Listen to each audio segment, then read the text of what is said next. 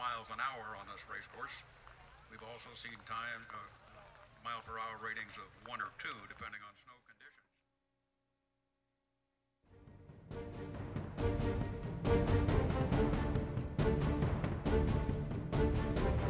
Welcome to the real start of the 2011 Iditarod Trail Sled Dog Race from Willow Lake, Alaska. It's the 39th running of the last great race on Earth.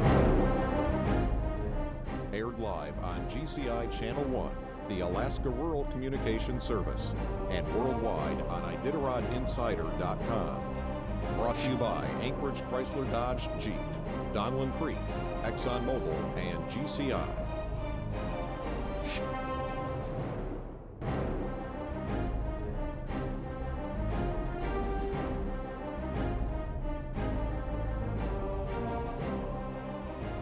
The race begins today. Welcome to the restart of the 2011 Iditarod Trail Sled Dog Race. I'm KNOM Trail reporter Lorelei Kneen. Here with me is Iditarod veteran Linwood Fiedler. Hey everybody, I am so excited to be here. I wish I was on the runners, but this is the second best thing. Okay, once again, Iditarod 2011, the restart in Willow is where the race begins. The clock starts ticking in about 10 minutes. Mushers have been preparing all morning, making sure they have all the equipment necessary for the more than 1,000-mile race to Nome. And this is it. Once again, the clock starts ticking in about 10 minutes. For the 2011 Iditarod Trail Sled Dog Race. And now competition for this race is pretty incredible. Looking at the field, 9 of the top 10 racers from last year are back. Of course, Jeff King is the one who is not back in the 2011 race. Past champions include 4-time reigning champion Lance Mackey. The big question, can he make it number 5? We have 4-time Yukon Quest champion Hans Scott, who is hungry for an Iditarod championship, along with 2004 Iditarod champion Mitch Seavey and his son Dallas Seavey, who was this year's Yukon Quest rookie champion. So some pretty incredible people entered into the field this year. And we also have some contenders, yearly contenders, including Ken Anderson, John Baker, Ramey Smith, Sebastian Schnula, and Hugh Neff. So 4 past champions are competing this year. That includes Martin Boozer, Rick Swenson, Mitch Seavey, and of course, reigning champion Lance Mackey. So quite the competition for the 2011 race. Well, the other thing is too, Lorelei, you know it's a dog race, and you can just because these guys and gals are in there doesn't mean someone can't slip up from behind. And how many times have we seen that? So the contenders are definitely in the mix. And of course, it all begins with training. The training has been going on all winter this year, and even into the summer this year. So so all of it began with training. This year, what happened in training definitely affects what's going to happen in the race. That is following the southern route this year, of course. Every year, the trail alternates between the northern route and the southern route. It is an odd numbered year, so we will be following the southern route this year. Now, I guess going down the list of mushers, we have mushers representing 5 countries, mushers from throughout the United States, of course, and there's always racers from Canada. This year, Waddy McDonald represents Scotland. He is back, along with one of last year's favorite mushers, I think Newton Marshall. People love Newton Marshall along the trail. He is, of course, from Jamaica. It's his 2nd year racing in the Iditarod. And one other country represented in this race is Norway. So a great field for the 2011 race, and once again, it all begins in about 8 minutes. The clock starts ticking in about 8 minutes. Once again, Linwood Fiedler, I'm Lorelei Kneen here with KNOM Radio. Stay tuned. Our coverage will continue. For more live coverage of the 2011 Iditarod Trail Sled Dog Race on Willow Lake in Willow, Alaska, right after these messages.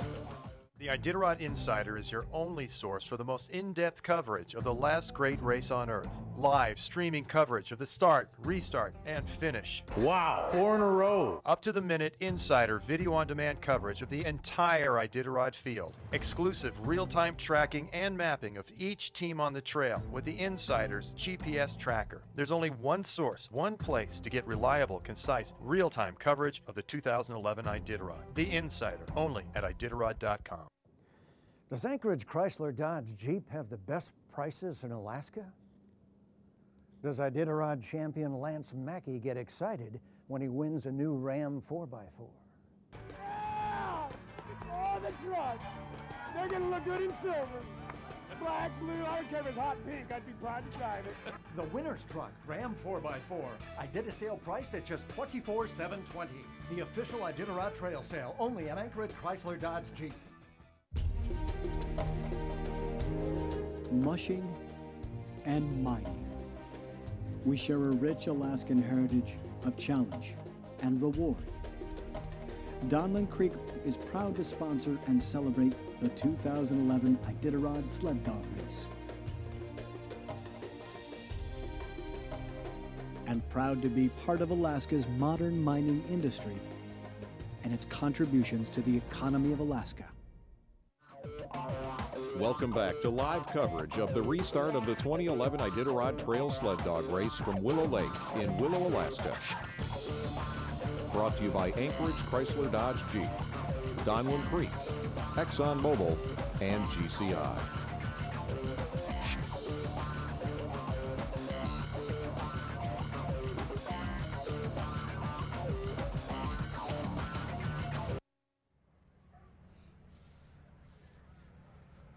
You're tuned in to live coverage of the 2011 Iditarod Trail Sled Dog Race Restart here in Willow. I'm Lorelei Kneen here with 15-time finisher Linwood Fiedler. And we are following the southern route this year in the 2011 race. And that, of course, differs from the northern route. Every single odd year for this race, we follow the southern route. So once you hit the Yukon, the route changes. Departing from Ophir, the trail heads to Iditarod, on to Shagaluk, over to Anvik, Grayling, Eagle Island, and on up to Kaltag. Now, Linwood, can you talk about how those trail routes differ? How are they different? What will mushers face on the southern route this year? Well, it's very different for the musher. You know, mileage is about the same whichever way you go. But once you leave Ophir to Shagaluk, which is a long ways, the trail's rough. Nobody else goes there except the Iditarod. On the northern route, you've got the benefit of having followed the Iron Dogs tracks, and you know they've gone through a couple of weeks earlier, and they've set a base for the trail, and that makes the trail quicker. So, but once you leave Ophir, you're the first one through, and I've been through when there's been no snow, and I've been through when there's been tons of it, and either way, it's very difficult. So usually our times are a little slower. There's lots of unending rolling hills between Ophir and Iditarod, and it's interesting as you mush to Ophir, into Iditarod, you don't see the checkpoint until you're about 5 minutes from it. So, especially for the rookies, they mush and mush and mush on. They don't know where they are, and they come around a corner, and there's a checkpoint. But it's my favorite route. I just love the southern route. It's really a cool, very neat place to be in the world. And why would you say that? Why is it your favorite? Well, it was my best race going that way. It probably has something to do with it. Was that back in 2002? Yeah, 01, I came in second, so that was really cool. But it has always been my favorite kind of way to go. Now, in looking at the map, heading up from Grayling onto Eagle Island up to Kaltag, I would expect there's some pretty strong headwinds if it's a north wind, would you say? There can be. The Yukon River either blasts you in the face or it blasts you in the your south end. So the Yukon River is an open game. Who knows? It's gorgeous here now, sunny, no wind. Who knows what it's going to be like in a few days. Once again, Lorelei Kneen with Linwood Fiedler at the Restart in Willow. Stay tuned. Our coverage will continue. We'll be back for more live coverage of the 2011 Iditarod Trail Sled Dog Race on Willow Lake in Willow, Alaska, right after these messages. America really needs to prepare more young people for engineering and science careers. Fortunately, we already have lots of bright, curious kids right here. They just need a little push. That's why I've partnered with ExxonMobil to support the Bernard Harris Summer Science Camps, where we inspire today's tinkerers to become tomorrow's innovators. Because as someone who's traveled in space, I know just how far math and science can take you. I love coming to Unalakleet, but I'm usually in such a hurry to get out of here and on to Nome, so it's kind of nice to get a chance to slow down. You know, stop and smell the roses. Hi, it's Dee Dee. Could you deliver a dozen roses? In more and more places around Alaska, GCI works. The other guys don't. Man, I love my GCI cell phone. Does Anchorage Chrysler Dodge Jeep have the best prices in Alaska? Does going downhill with a fast dog team put you more in touch with winter? Trade in that old sled for a brand new Journey. It's just $17,920. Awesome Adventures just $20,220. And Grand Caravan Express only $24,970. The official Iditarod Trail Sale only at Anchorage Chrysler Dodge Jeep. Welcome back to live coverage of the start of the 2011 Iditarod Trail Sled Dog Race from 4th Avenue in downtown Anchorage, Alaska. Brought to you by Anchorage Chrysler Dodge Jeep. Right, very soon is 26-time finisher Dee Dee Genreau. She's doing some last-minute touches to her sled, it looks like, and is heading out of the chute right now. The clock is now ticking for the 2011 Iditarod Trail Sled Dog Race. She is headed down the chute right now, Linwood. What is going through her head right now? Well, it's pretty thrilling. It's always exciting to be the first team out, but it's always a little nerve-wracking, too. You just miss one marker and go down a trail the wrong way. You've got no tracks to follow, obviously. It was fun to watch her leave. I noticed she made a point of hugging every one of her crew before she left, even to leave a few minutes or seconds later. So that was pretty neat. Depicts Dee Dee in a lot of ways.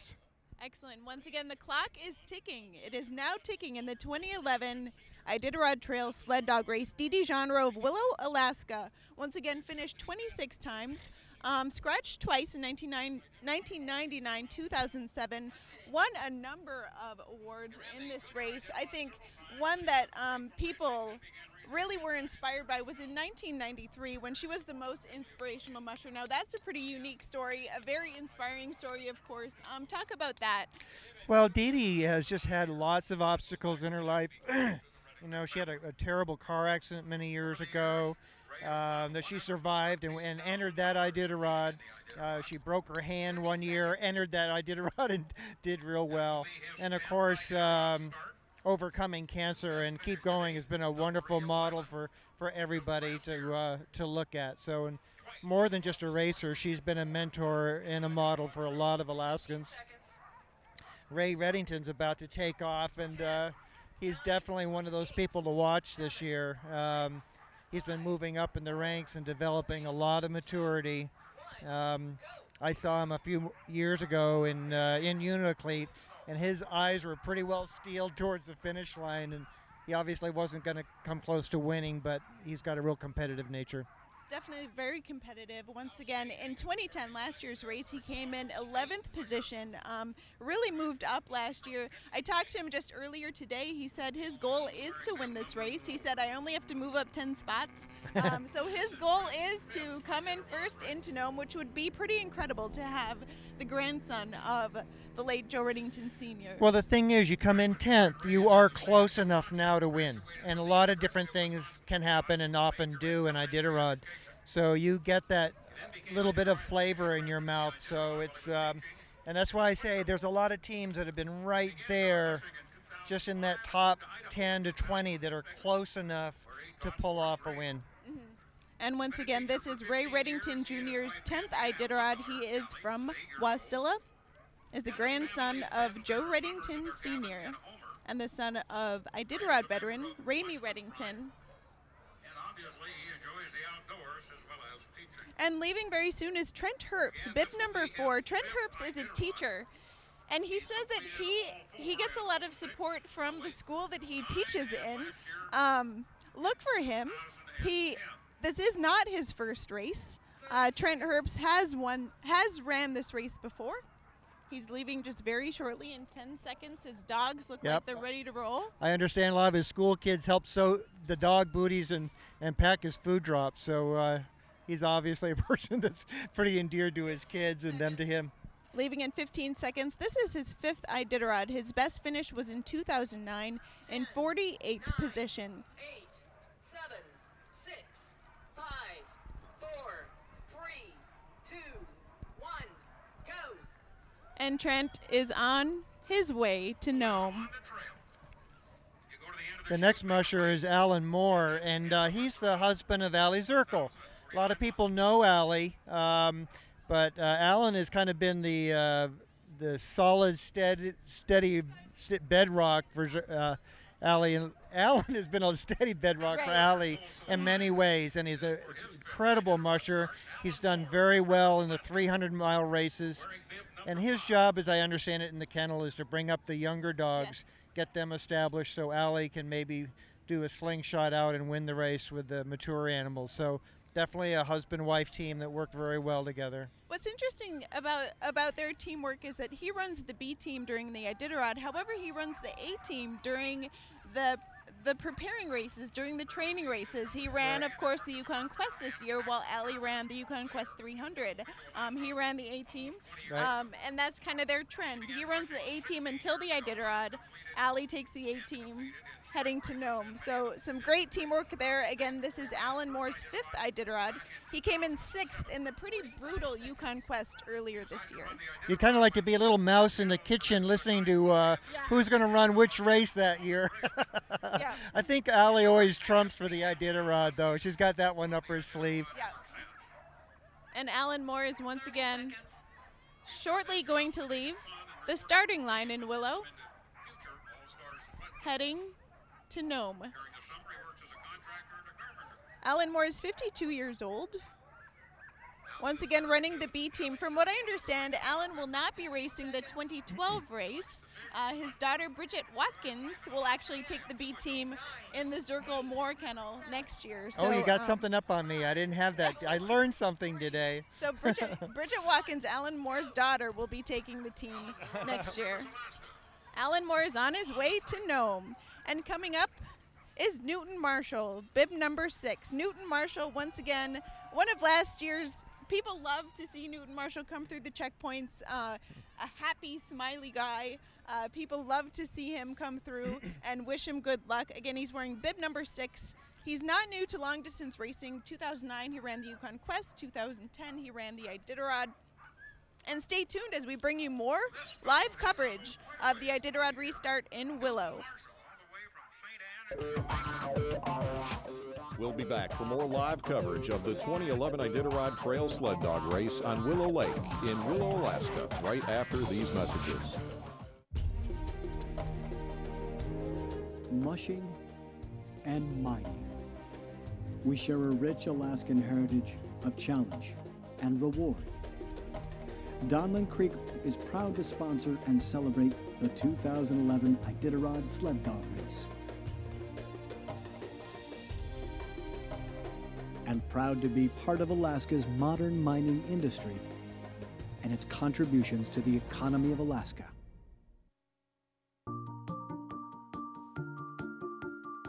With a little help, today's young tinkerers, wanderers, and dreamers could become America's next great scientists or engineers. They just need a little push.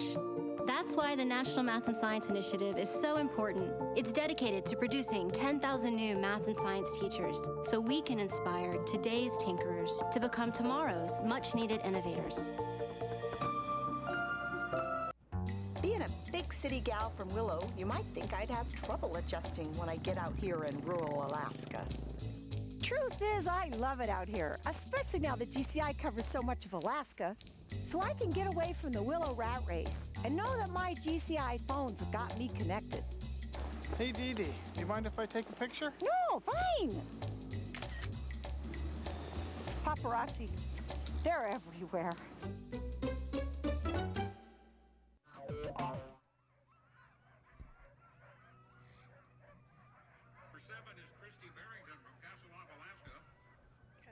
ran the Iditarod last year for the first time. It had so much fun, we assume she's back to run it the second time.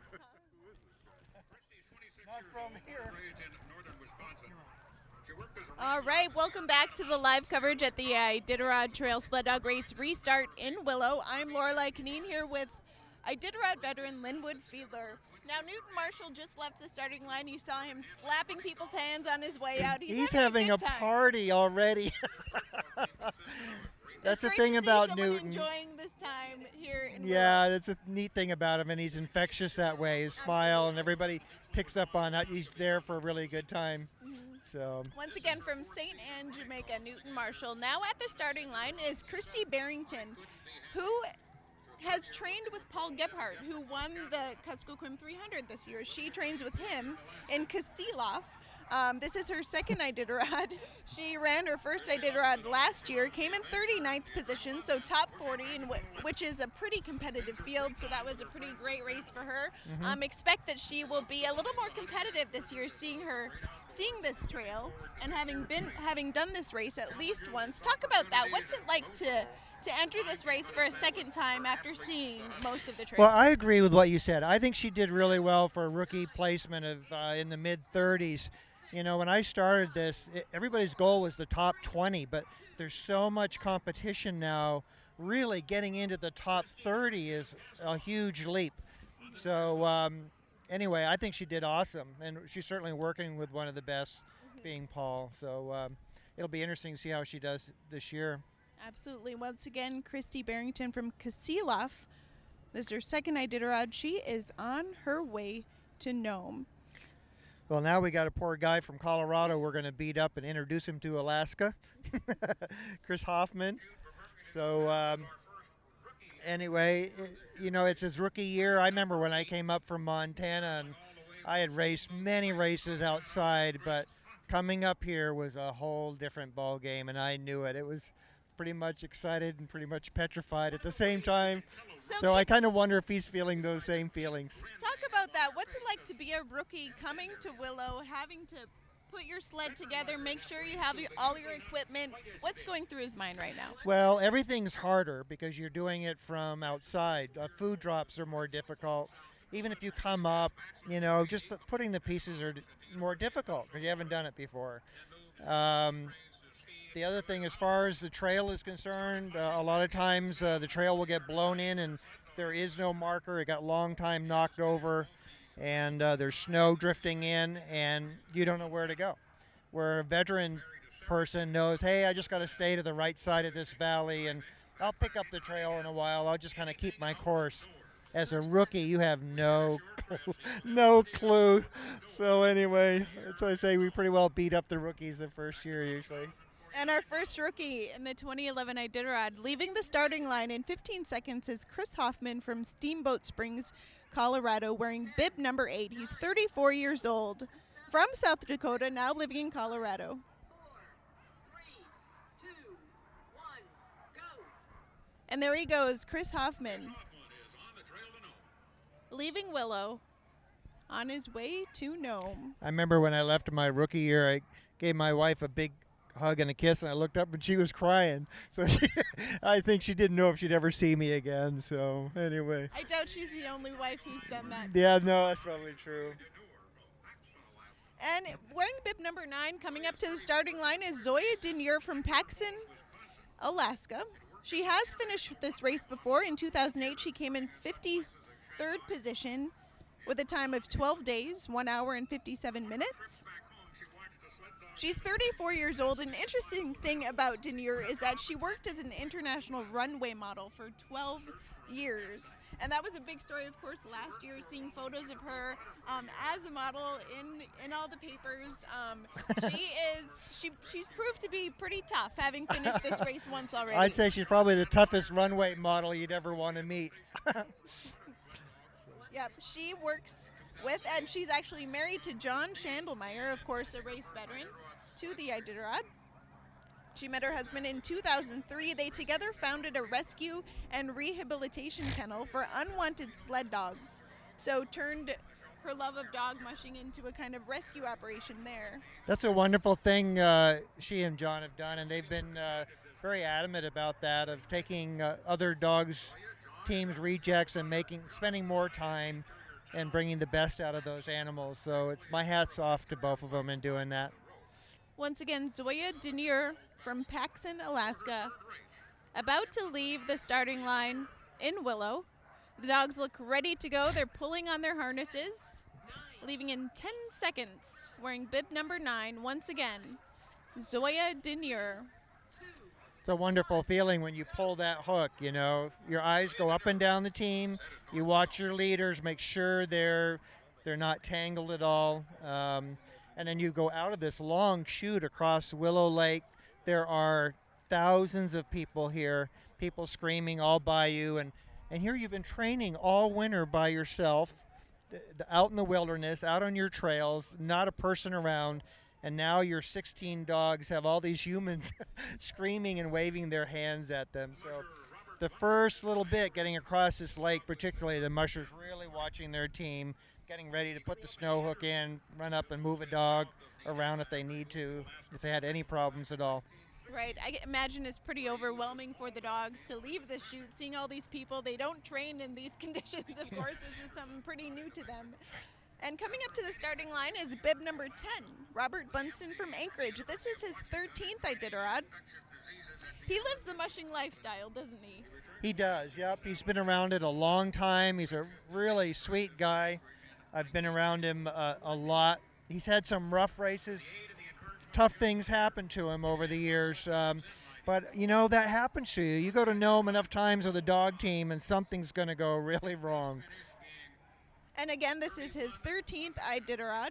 His best finish was in 2001 and 2002 when he came, actually in 1999, when he came in 28th position. He's run the Kinnick 200, the Klondike 300, the Tustamina 200, and the Copper Basin 300. Once again, that's Robert Bunsen from Anchorage running his 13th Iditarod. Martin Boozer's right behind him, has got his team right up behind him, and it's interesting to watch some of these men and women who've run this race a bunch of times, just their calmness. Martin standing there and very calm, waving at people. Right, yep. And stay tuned as we'll bring you more live coverage from the restart in Willow. We'll be back for more live coverage of the 2011 Iditarod Trail Sled Dog Race on Willow Lake in Willow, Alaska, right after these messages. We've seen Alaska grow from a territory to a state, from a gold field to a business center, from a frontier to a tourist destination. For more than 120 years, Wells Fargo has been part of Alaska's incredible past. And today, by supporting economic development, culture, and education, we're doing our part to ensure Alaska has just as impressive a future. Wells Fargo, proud supporter of Alaska and the Iditarod. The Iditarod Insider is your only source for the most in-depth coverage of the last great race on Earth. Live streaming coverage of the start, restart, and finish. Wow, 4 in a row. Up-to-the-minute insider video-on-demand coverage of the entire Iditarod field. Exclusive real-time tracking and mapping of each team on the trail with the Insider's GPS tracker. There's only one source, one place to get reliable, concise, real-time coverage of the 2011 Iditarod. The Insider, only at Iditarod.com. Mushing and mining. We share a rich Alaskan heritage of challenge and reward. Donlin Creek is proud to sponsor and celebrate the 2011 Iditarod Sled Dog Race. And proud to be part of Alaska's modern mining industry and its contributions to the economy of Alaska. Of the restart in Willow for the Iditarod Trail Sled Dog Race, and leaving in 5 seconds is 4-time champion Martin Boozer. This is his 28th Iditarod.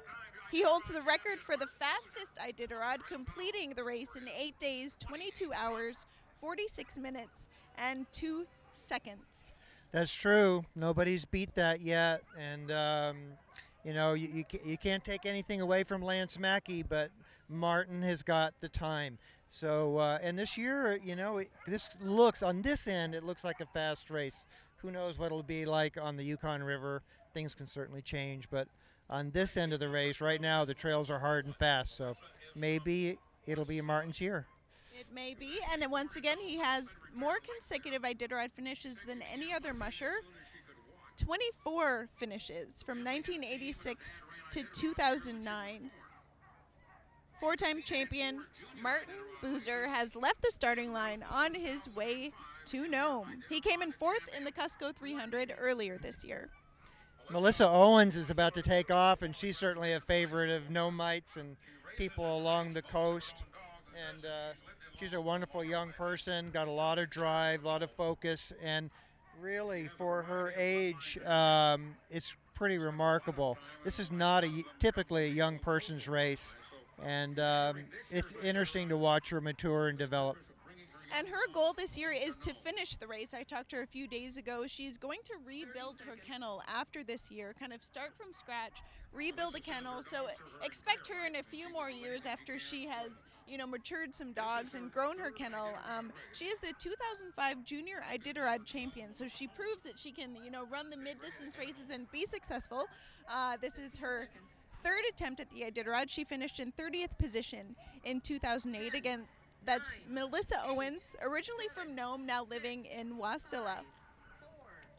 Interesting, she was in a cast like I am right now. I saw her the other day. I said, Melissa, did you scratch? You're not going to run? She said, no, I'm going to take this cast off my foot tomorrow and go to Nome. So apparently she's got a deal going on with her ankle or tendon or something. And so anyway, I wish her the best. Melissa Owens heading back home to Nome. Now coming up is Bruce Linton from Kasilof, Alaska. This is his 5th Iditarod. He's wearing bib number 13. His best finish was last year, coming in 25th position in 10 days, 6 hours, 18 minutes, and 33 seconds. Now Linton is an athlete. He runs marathons, he does triathlons, the Ironman, a number of other athletic events. An interesting thing about him, he is type 1 diabetic, so he has a lot to deal with, not just, you know, dogs and dog care, which is ultimately very important, but also his own health and having to manage that along the trail. So Linton has definitely been someone who's given folks who have diabetes kind of inspiration in achieving your dreams and going for what you'd like.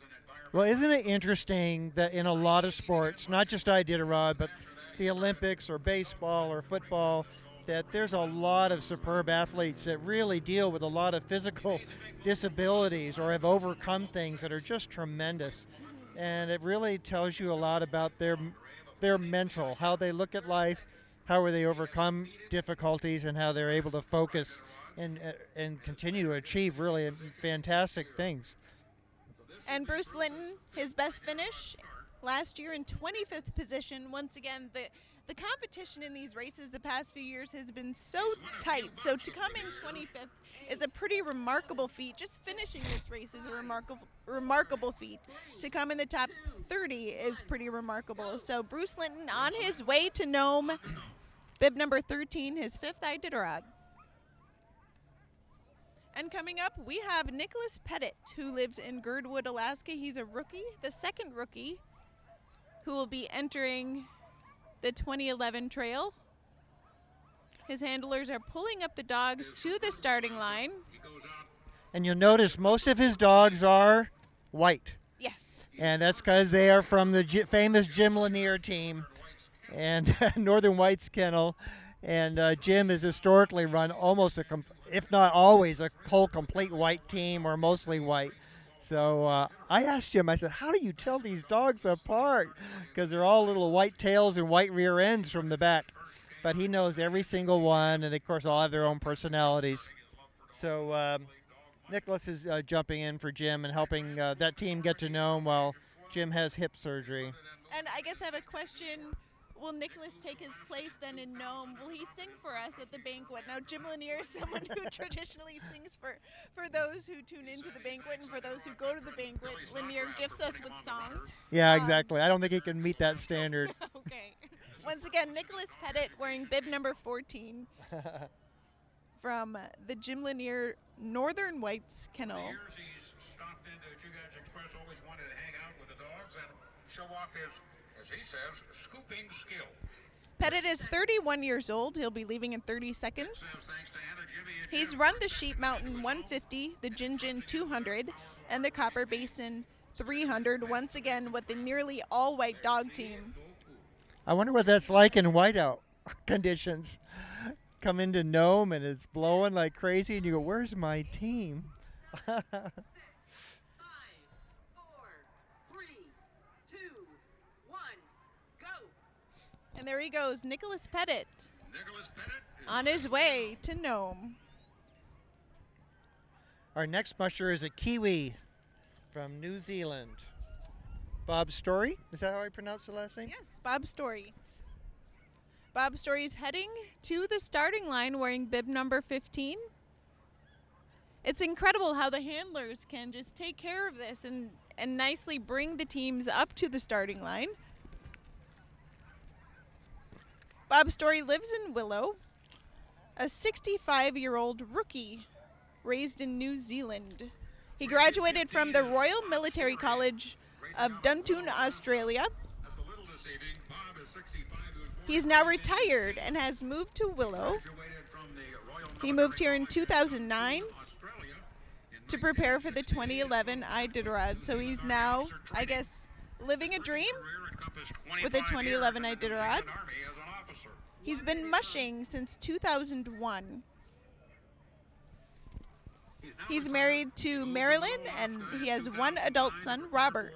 Once again, Bob Story, the 65-year-old rookie, at the starting line in Willow.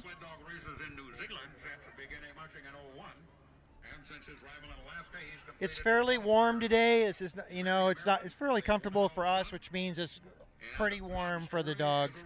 So it'll be interesting to see once the teams get on the Yetna River if it cools down enough that they can keep moving, or if they're going to need to do a little premature stop for cool down for the dogs. Yes, it is quite warm. There's a good crowd here in Willow to check out the 2011 Iditarod Trail Sled Dog Race mushers leaving the starting line on their way to Nome. Stay tuned as we bring you more live coverage. We will continue after this short break.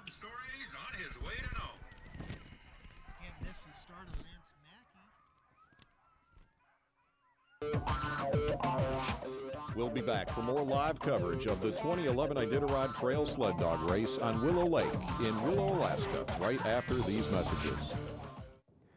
Does Anchorage Chrysler Dodge Jeep have the best prices in Alaska?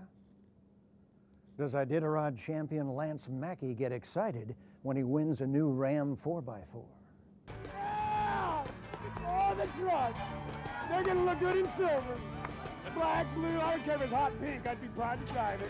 The winner's truck, Ram 4x4. Iditasale priced at just $24,720. The official Iditarod Trail Sale, only at Anchorage Chrysler Dodge Jeep. Iditarod champion Lance Mackey has now won 4 brand new Dodge 4x4 pickup trucks the hard way. You can win a brand new Dodge truck just like Lance's the easy way. Just call 1-800-545-MUSH or stop by the Iditarod store in the 5th Avenue Mall to get your 2011 Iditarod Winter Raffle ticket today. 20 great prizes worth more than $190,000, including 4 Dodge 4x4 pickups. And thank you for making a contribution to support the last great race on Earth, the Iditarod. I would love to have been a musician, but I knew that I was going to need a day job.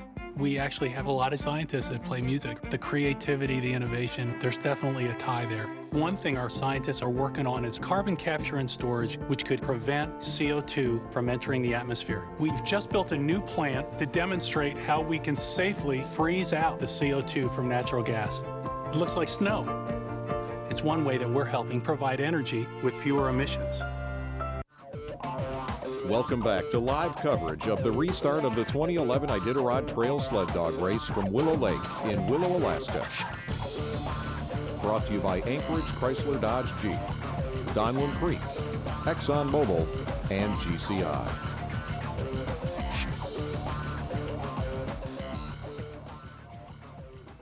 Welcome back back to the live coverage of the Iditarod Trail Sled Dog Race Restart in Willow. I'm Lorelei Kineen here with Linwood Fiedler, an Iditarod veteran. Now, just leaving the starting line, Linwood, was Jody Bailey. She's a rookie to this race, but not a rookie to long-distance racing. She ran the Yukon Quest earlier this year as a rookie, came in 7th position in what was a pretty brutal Yukon Quest race this year. So Jody Bailey looking to be the first musher to complete both the Yukon Quest and the Iditarod as a rookie in the same year. Well, Lance Mackey's in the starting chute. He just pulled up and put his hook in, and he's walking up the length of his team, giving a couple hugs to a few people and pets on his dog's head. He's got 1 minute. He's up by his leaders now. So he's the one all the guns are pointing at to beat this year. Absolutely. Wearing bib number 17, this is Lance Mackey's 10th Iditarod, the only musher to win 4 straight Iditarods. If you look at the numbers, Lance Mackey has won in 2007, 2008, 2009, and 2010. There are, of course, other 4-time champions and mushers who have won 3 races in a row, that including Doug Swingley and Susan Butcher. Once again, Mackey, the only musher to win 4 races in a row. Well, the thing that's amazing is that people who are outside of having a kennel don't understand these are not the same dogs that he won with the first 2 or 3 years.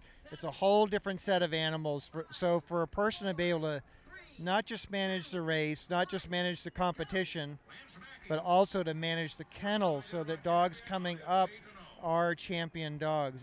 That's amazing. Amazing, and to think that it's not just this team that's on the trail this year, but he has 2 other teams with Kane Carter, who has a Mackey team, and also Newton Marshall, who will be racing a Mackey team. So 3 teams of his from his kennel are entered in the 2011 Iditarod, and once again, Lance Mackey is on his way to Nome. The big question, will he make it number 5? What do you think? Do you think he'd pick the best dogs for his team? I would think so. Yeah, he did tell me he picked one from Marshall's team last year, so he probably he probably got first dibs there.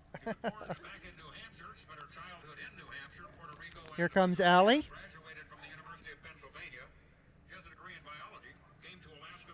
Allie Zirkle, this is her 11th Iditarod. She's wearing bib number 18. She came in 9th in the Copper Basin 300 earlier this year. Her best finish in the Iditarod was in 2005 in 11th position, finishing in 10 days, 1 hour, 46 minutes. The thing I love about Allie is her smile. And I remember the first year I raced with her, she just had this great smile. And with all the clothing on that you wear out there, it's hard to tell who the competitors are around you, except for Allie. She's got this big smile with these big teeth sticking out. And I said, Allie, I always know it's you because of your smile.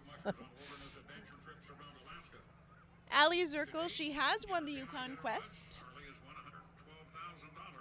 Again, her 11th Iditarod. She is married to Alan Moore, who is already on his way on the trail. 8, 7, 6, 5, 4, 3, 2, 1, go! And there you have it. Allie Zirkle is on the Iditarod Trail.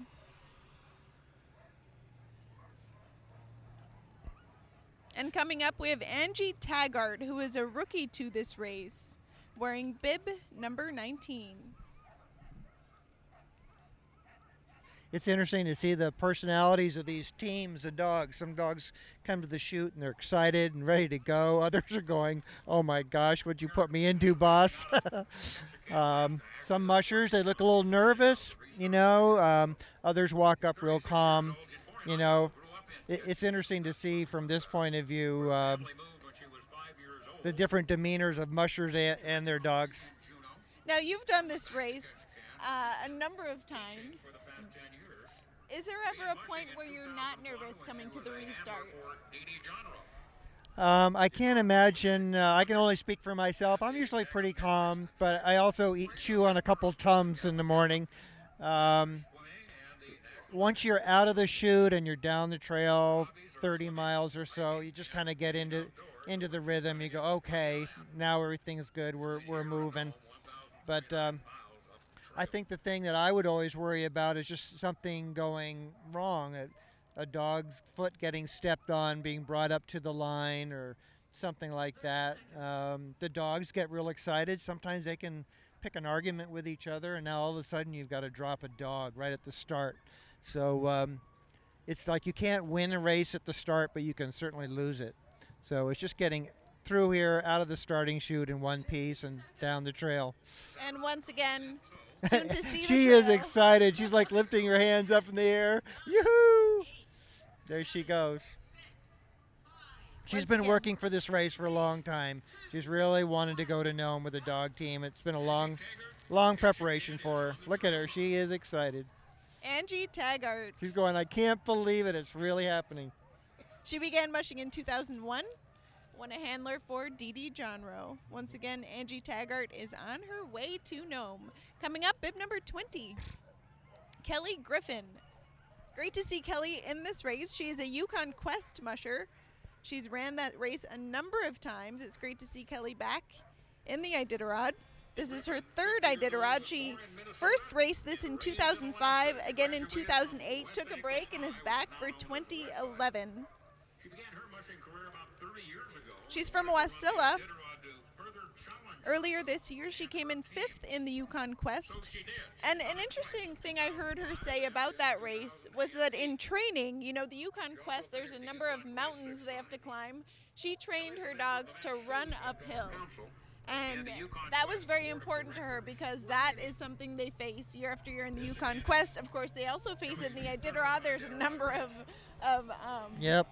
pretty steep climbs they have to do. So her dogs, she says, will do very well going uphill this year.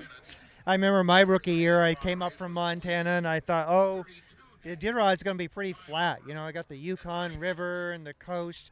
So I just trained on flat. And then when I got in the race, I went, oh my goodness, because not only there are hills and mountains, the trails go straight up, you know, and straight down the other side. So my second year, I definitely changed my training strategy a little bit and definitely worked a lot more in the hills.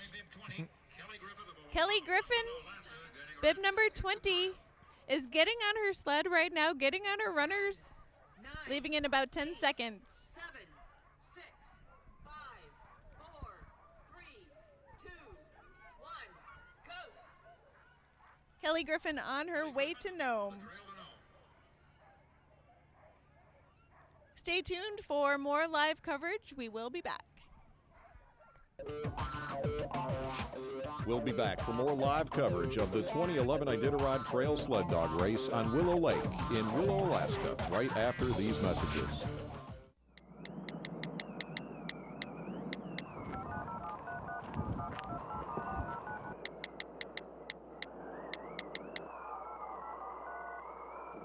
Texting in the Arctic? No problem. All you need is GCI. Of course, speaker buttons would be nice too.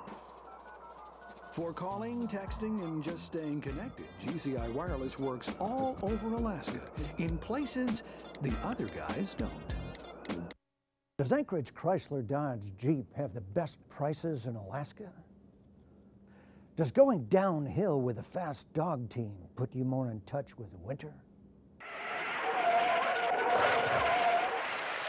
Trade in that old sled for a brand new Journey. It's just $17,920. Awesome Adventures just $20,220. And Grand Caravan Express only $24,970. The official Iditarod Trail Sale only at Anchorage Chrysler Dodge Jeep. Mushing and mining. We share a rich Alaskan heritage of challenge and reward. Donlin Creek is proud to sponsor and celebrate the 2011 Iditarod Sled Dog Race. And proud to be part of Alaska's modern mining industry and its contributions to the economy of Alaska. Welcome back to live coverage of the start of the 2011 Iditarod Trail Sled Dog Race. Welcome back to live coverage of the restart for the 2011 Iditarod Trail sled dog race, just leaving the starting line, Dallas Seavey, the rookie Yukon Quest champion earlier this year. You don't want anybody by the name of Seavey too close behind you. And I honestly think Dallas is going to be the next up-and-coming musher. He's just very focused. He's young. He's athletic. I mean, obviously the win he's had a couple of weeks ago is awesome, but it also instills that thought in him that he can win Iditarod too. So, anyway, I definitely would keep my eyes on him. He first ran the race in 2005, being the youngest musher in history to run the Iditarod. He came in 51st position and then 41st in 2007. Upon those two races, he climbed up pretty quickly. In 2009, came in 6th position, and last year came in 8th. And so Dallas Seavey, definitely a contender in this year's race. Of course, just completing the Yukon Quest for the first time, finishing in first place. So Dallas Seavey, once again, on the trail to Nome. Keep an eye on him. Well, one thing you have to realize, too, his first couple of years of lower finishes, he was running the puppy teams for his dad. And once that got cut loose and he could run his finish dogs, you can see how his performance jumped up. Once again, that was Dallas Seavey. And now we have bib number 22, Magnus Kaltenborn, getting ready to leave the starting line. He's from Norway. He's been training with the Martin Boozer.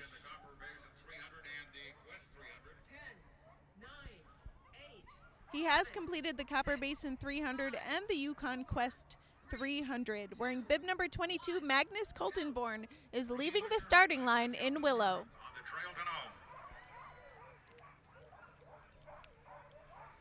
Well, the next musher up is Hans Gott, and boy, if there's anybody who wants to win, there's no one who wants to win more than he does. This guy is really focused. He's driven, and it's been amazing to watch his skills go up. I know when I first raced with him, Hans was never a contender. He had always he would blister out of the starting line, and by 2/3 into the race, he would falter because he trained fast. And what he's learned is how to slow down, how to pace himself, and have a finishing team that can win. Hans Gott, wearing bib number 23, is a 4-time Yukon Quest champion. His best finish in the Iditarod was last year, coming in 2nd position with a time of 9 days, 1 hour, 4 minutes, and 2 seconds. Hans Gott, wearing bib number 23,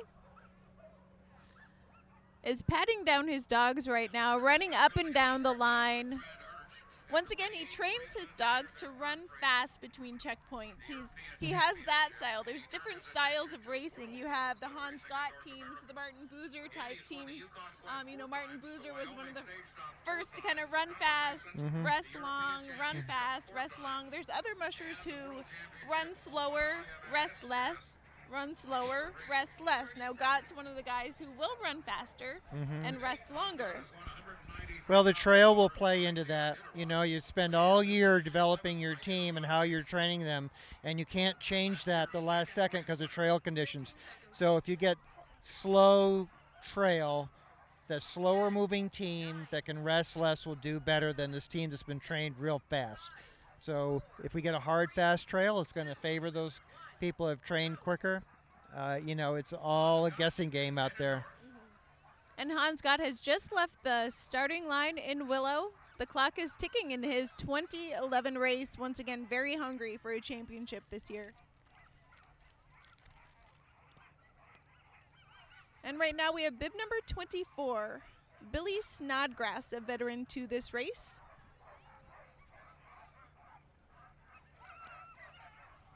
He is at the starting line on his sled runners. He's from Wyoming. This is his 4th Iditarod. He began mushing in 1982. He owns the Distance Dog Food Company, and he also owns a dog sled tour company. Once again, Billy Snodgrass, wearing bib number 24. There's just so many things that can happen, it's just amazing. It's not just weather, but trail, and you have your favorite leader. You expect that it'll take you across the finish line, and you get 100 miles and they step in a moose track and come up sore. A lot of this race is being able to respond to things that go wrong and to do that really well. And I think the person who did that the best, I think, was Lance Mackey in one of his early wins. Things were not going right, and for him to pull off that win was just amazing. But you never know taking off. You pull the hook out of Willow, and then it's certainly things are going to happen you're going to need to respond to. Absolutely. Some mushers say, I've heard Martin Boozer say that in some of his winning races, it felt like a downhill race. Like he was just coasting downhill the whole way. Everything was peachy keen, right. Bluebird Sky type race for him. Yep. And there are some champions who don't have those races that do have to battle through a lot in order to get to Nome first. There's definitely a lot of variables coming into play. Well, there's so much competition now, so much really quality competition that it's like the Indianapolis 500. If you blow out a tire, you're probably not going to come in first. You might come in the top, but you're not going to typically come in first because there's someone right there to take your spot. Here we have bib number 25, Tom Thurston, returning to the Iditarod.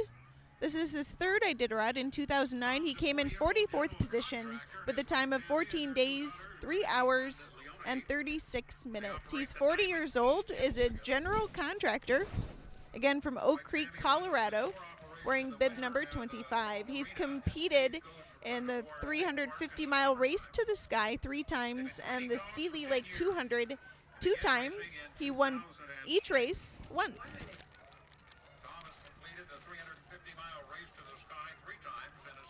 Once again, Tom Thurston going down. The dogs giving them a pat on the back, quick rub downs, reassuring them.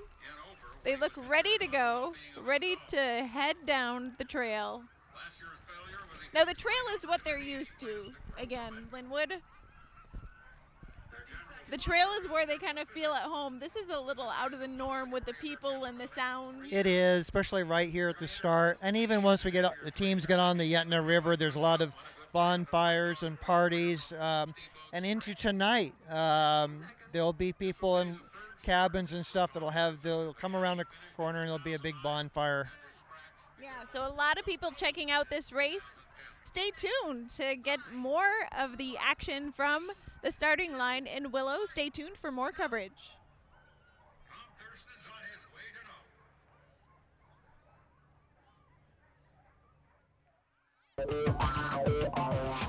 We'll be back for more live coverage of the 2011 Iditarod Trail Sled Dog Race on Willow Lake in Willow, Alaska, right after these messages. The Iditarod Insider is your only source for the most in-depth coverage of the last great race on Earth.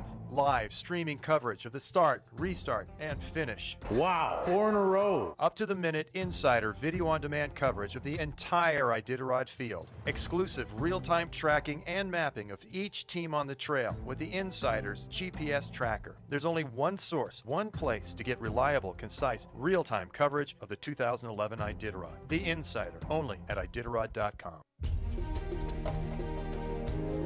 Mushing and mining. We share a rich Alaskan heritage of challenge and reward. Donlin Creek is proud to sponsor and celebrate the 2011 Iditarod Sled Dog Race. And proud to be part of Alaska's modern mining industry and its contributions to the economy of Alaska. America really needs to prepare more young people for engineering and science careers. Fortunately, we already have lots of bright, curious kids right here. They just need a little push. That's why I've partnered with ExxonMobil to support the Bernard Harris Summer Science Camps, where we inspire today's tinkerers to become tomorrow's innovators. Because as someone who's traveled in space, I know just how far math and science can take you. Welcome back to live coverage of the restart of the 2011 Iditarod Trail Sled Dog Race from Willow Lake in Willow, Alaska. Brought to you by Anchorage Chrysler Dodge Jeep, Donlin Creek, ExxonMobil, and GCI.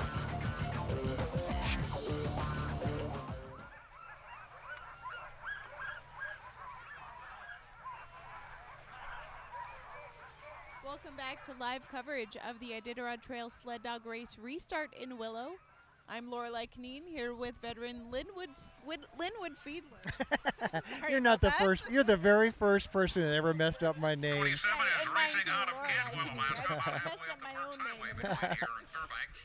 You know, I'm sorry, I stepped on your words. I was just going to say Mike Santos is taking off, and he's got a very interesting configuration in his team. He's got his wheel dogs are running in a pair, but every other dog is running offset to the other one, so they're not running in pairs, and I've not seen that before, but it's really interesting concept. It gives those dogs a lot of room to move around a tree or an obstacle.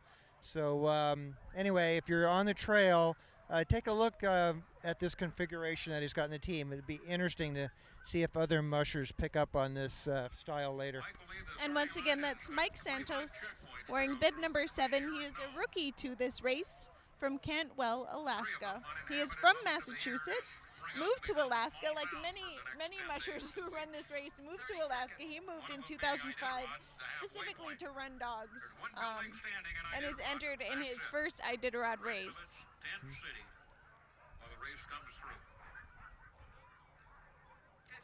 Mike Santos' kennel is named the Wolf's Den Kennel, once again in Cantwell, Alaska. He'll be leaving in about 10 seconds, is running to his sled right now to make it on time out of the chute. I think Mike worked with Jeff King for several years, is my understanding, remembrance. And I've met him on the trail and talked to him in training runs. He always has a really nice team. Uh-oh, here's another CV ready to come into the chute. Yes, a past champion. Bib number 28, Mitch CV, 51 years old. 2008 All-Alaska Sweepstakes champion, along with the 2004 Iditarod champion. Okay, here's the thing a musher dreads. You got a loose dog. So this is one of those things, you can't win the race at the beginning, but you can sure lose it. So looks like they got him. So. And once again, that's not Mitch Seavey's dog that is loose. It looks to be the musher behind him that had a loose dog there. Judy Courier. Well, things happen going to Nome. A lot can happen going to Nome. Once again, Mitch Seavey is at the starting line. This year he came in 8th in the Copper Basin 300 and 6th position in the Cusco 300 that starts and ends in Bethel. Once again, he's the 2004 Iditarod champion and the 2008 All-Alaska Sweepstakes champion.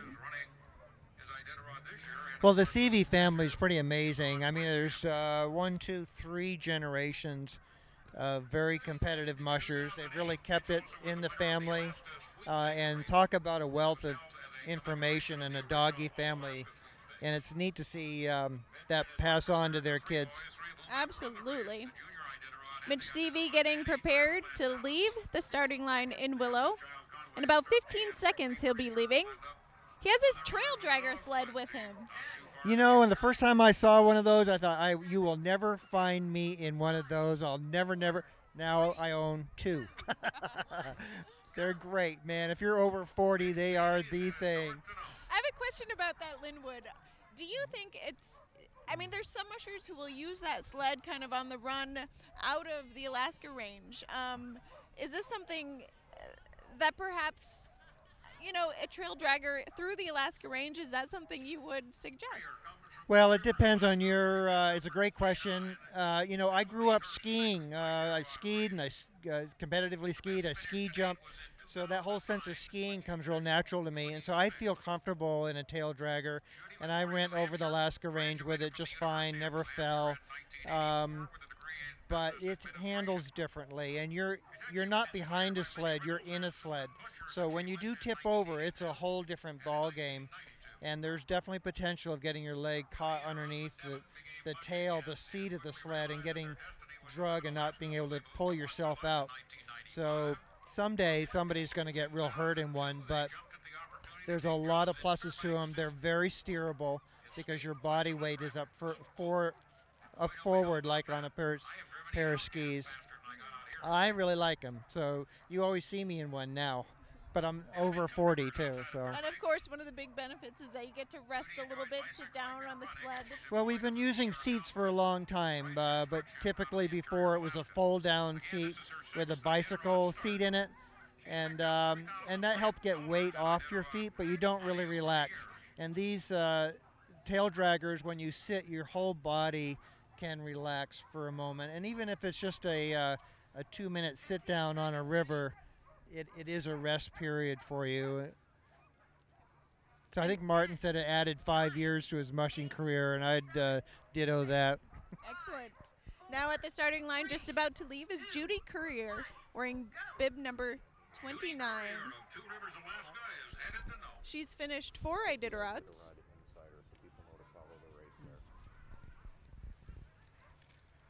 She's 46 years old, excuse me, was born in New Hampshire and is on the way to Nome. You know, I was going to say, I'm having to sit this race out, and it's just killing me. I've got a big cast on my foot after an ankle surgery, and but I know where you're going to be finding me this next week is Iditarod Insider. That's the absolute best place to follow this race as far as current updates, video clips, interviews, and if you're any kind of enthusiast at all of this race, really I'd encourage people to go there. The proceeds do help the race as a whole, and it's as close as you can get without being on the trail or taking a Super Cub to fly the trail during the race. And once again, that's Iditarod.com. Follow the Iditarod with the Iditarod Insider. At the starting line is Ramey Smith from Willow. This is his 17th Iditarod, wearing bib number 30. This year he finished 5th in the Kuskokwim 300. Looking at his awards, he has 7 awards for the fastest time from safety to Nome. No doubt he will be trying to gain that award again. His best finish was in 2008 in 3rd position. 9 days, 18 hours, 52 minutes, and 6 seconds. Once again, Ramey Smith getting ready to leave the starting line in Willow. Well, the neat thing about Ramey is he is there. He is a contender. He's an animal. He can run up any mountain that I might be pedaling up. And he does his backing without a whole lot of money. And that's Ramey Smith heading out for the 2011 Iditarod. Stay tuned for more coverage. We'll be back for more live coverage of the 2011 Iditarod Trail Sled Dog Race on Willow Lake in Willow, Alaska, right after these messages.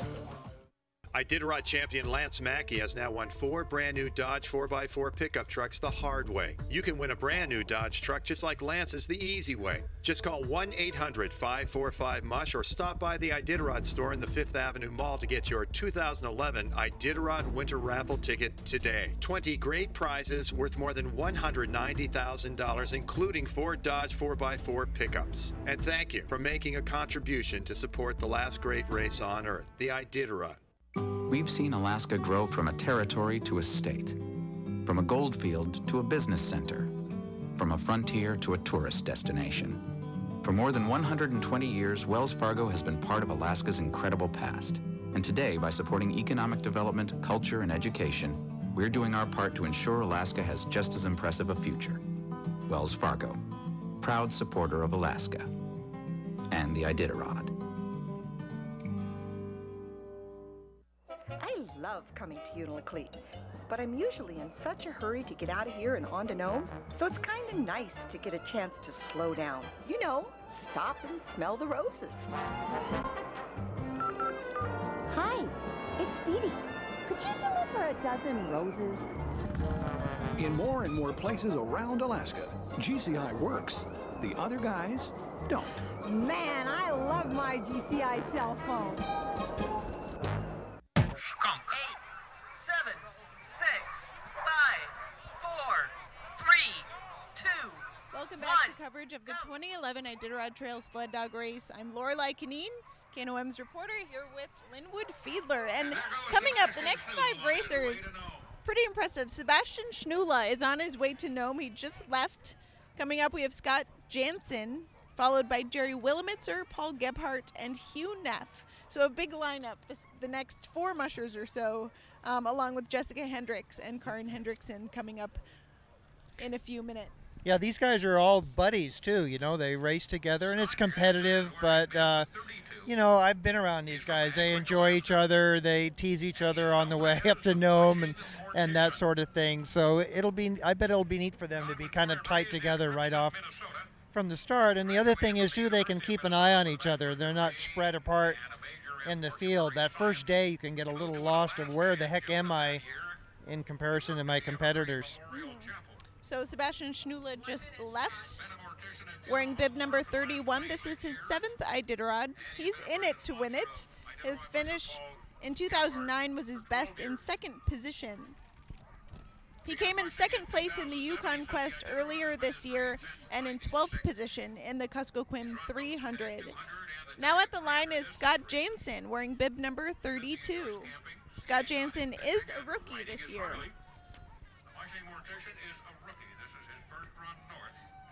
And as you perhaps heard, he is a mushing mortician. He owns a funeral home, but also trains dogs and races hopefully dogs. he doesn't have to use any of his skills along the race. So. Hopefully not. So. Leaving in about 15 seconds. Scott Jansen. 10, 9, 8, 7, 6, 5, 4. Up, there's a ceremonial kiss to the wife. She just wiped her eyes. I'm 100 yards away, but I bet she's crying. And there he goes. He's off. The dogs look great on There's the just so Iditarod much Trail. preparation for this. You know, we're here on a sunny day and we watch the teams go out, but everything is focused on this event. It's the NBA playoff for dog mushing. It's going to decide who's the best for this year, and it's such a changing dynamic every season. But the top contenders, as well as the people who are just trying to finish, are very focused all year long. It's not like you're going out to run the Hawaiian Marathon where all you have to do is buy a pair of tennis shoes and a sexy pair of shorts. You know, you've got to feed these animals. You're their nutritionist, you're their athletic coach, you're their transportation specialist. You've got 16 athletes in front of you. None of them can talk to you and tell you, hey, my right shoulder's a little sore, will you rub it here? You've got to be able to figure that stuff out all on your own. So it's a lot of dynamics coming together for this one very special event. And it's like, who can put all that together the best in 2011? And one of those who would like to do that is bib number 13, Jerry Willimitzer from Whitehorse, Yukon Territories, Canada. This is his 5th race. He's running down his line of dogs right now, giving them some rub downs and some pats on the back. Jerry Willimitzer came in 13th position last year, and he is looking to be competitive this year. He said the past couple years he trained his dogs to run a little slower, although he had learned to race from Hans Gott, who trains his dog faster. Now Willimitzer says he returns back to kind of the faster style of dog racing, something that's more natural to him. 2 years ago, Jerry and I got caught on the Yukon River in that tremendous wind blizzard, 70-mile-an-hour winds, trails gone, and the 2 of us pulled off the trail, what there was left of it, and went to an island where there was a bunch of willows and spent a good part of the day there just protecting our dogs from the wind and before we could take off. So I really like Jerry. He and I get along together really well, and if you ever get stuck in a blizzard, he's a really good guy to have right beside you. All right, good to know. Yeah. Jerry Willimitzer just left the starting line in Willow. Now coming up, we have Paul Gebhardt, who is a Kuskokwim 300 champion. He finished just 1 minute ahead of Mike Williams Jr. Once again, bib number 34, Paul Gebhardt from Kastilov. This is his 15th Iditarod. His best finish was in 2007 and 2002nd position.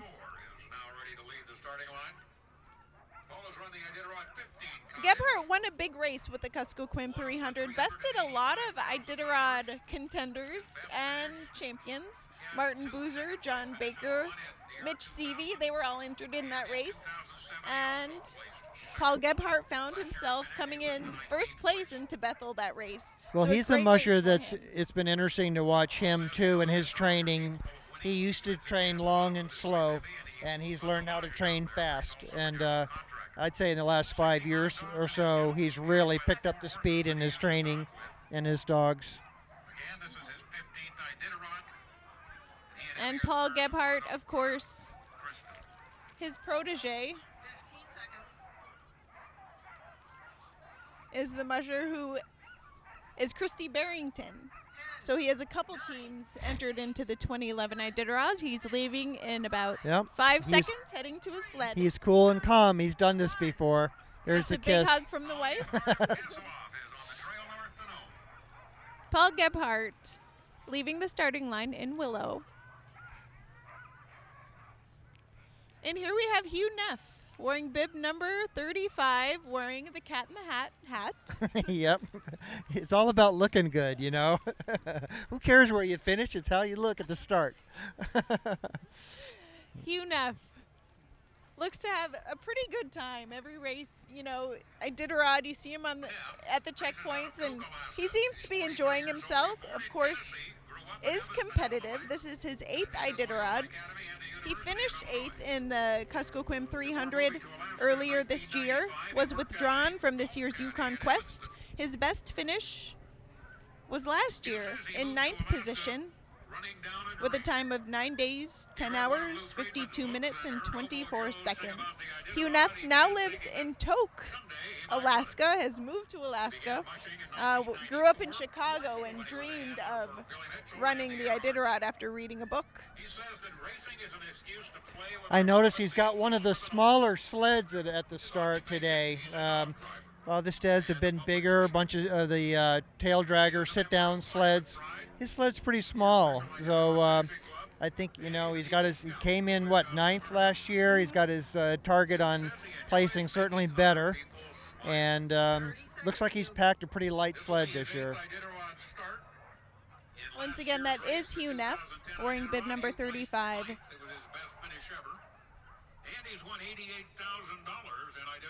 His kennel is called the Laughing Eyes Kennel. Again, living in Tok. Leaving in about 10 seconds. 6, 5, 4, 3, 2, 1, go! Hugh Neff of Tok, Alaska is headed north to Nome. And Hugh Neff is now on the trail in the 2011 Iditarod. Stay tuned for more coverage of the restart in Willow. We'll be back for more live coverage of the 2011 Iditarod Trail Sled Dog Race on Willow Lake in Willow, Alaska, right after these messages. Does Anchorage Chrysler Dodge Jeep have the best prices in Alaska? Does Iditarod champion Lance Mackey get excited when he wins a new Ram 4x4? Yeah! Oh, the truck! They're gonna look good in silver. Black, blue, I don't care if it's hot pink, I'd be proud to drive it. The winner's truck, Ram 4x4. Iditasale priced at just $24,720. The official Iditarod Trail Sale, only at Anchorage Chrysler Dodge Jeep.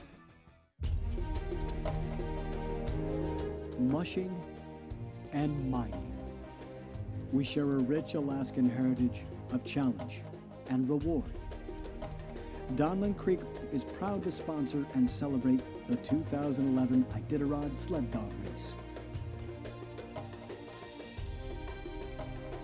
And proud to be part of Alaska's modern mining industry and its contributions to the economy of Alaska.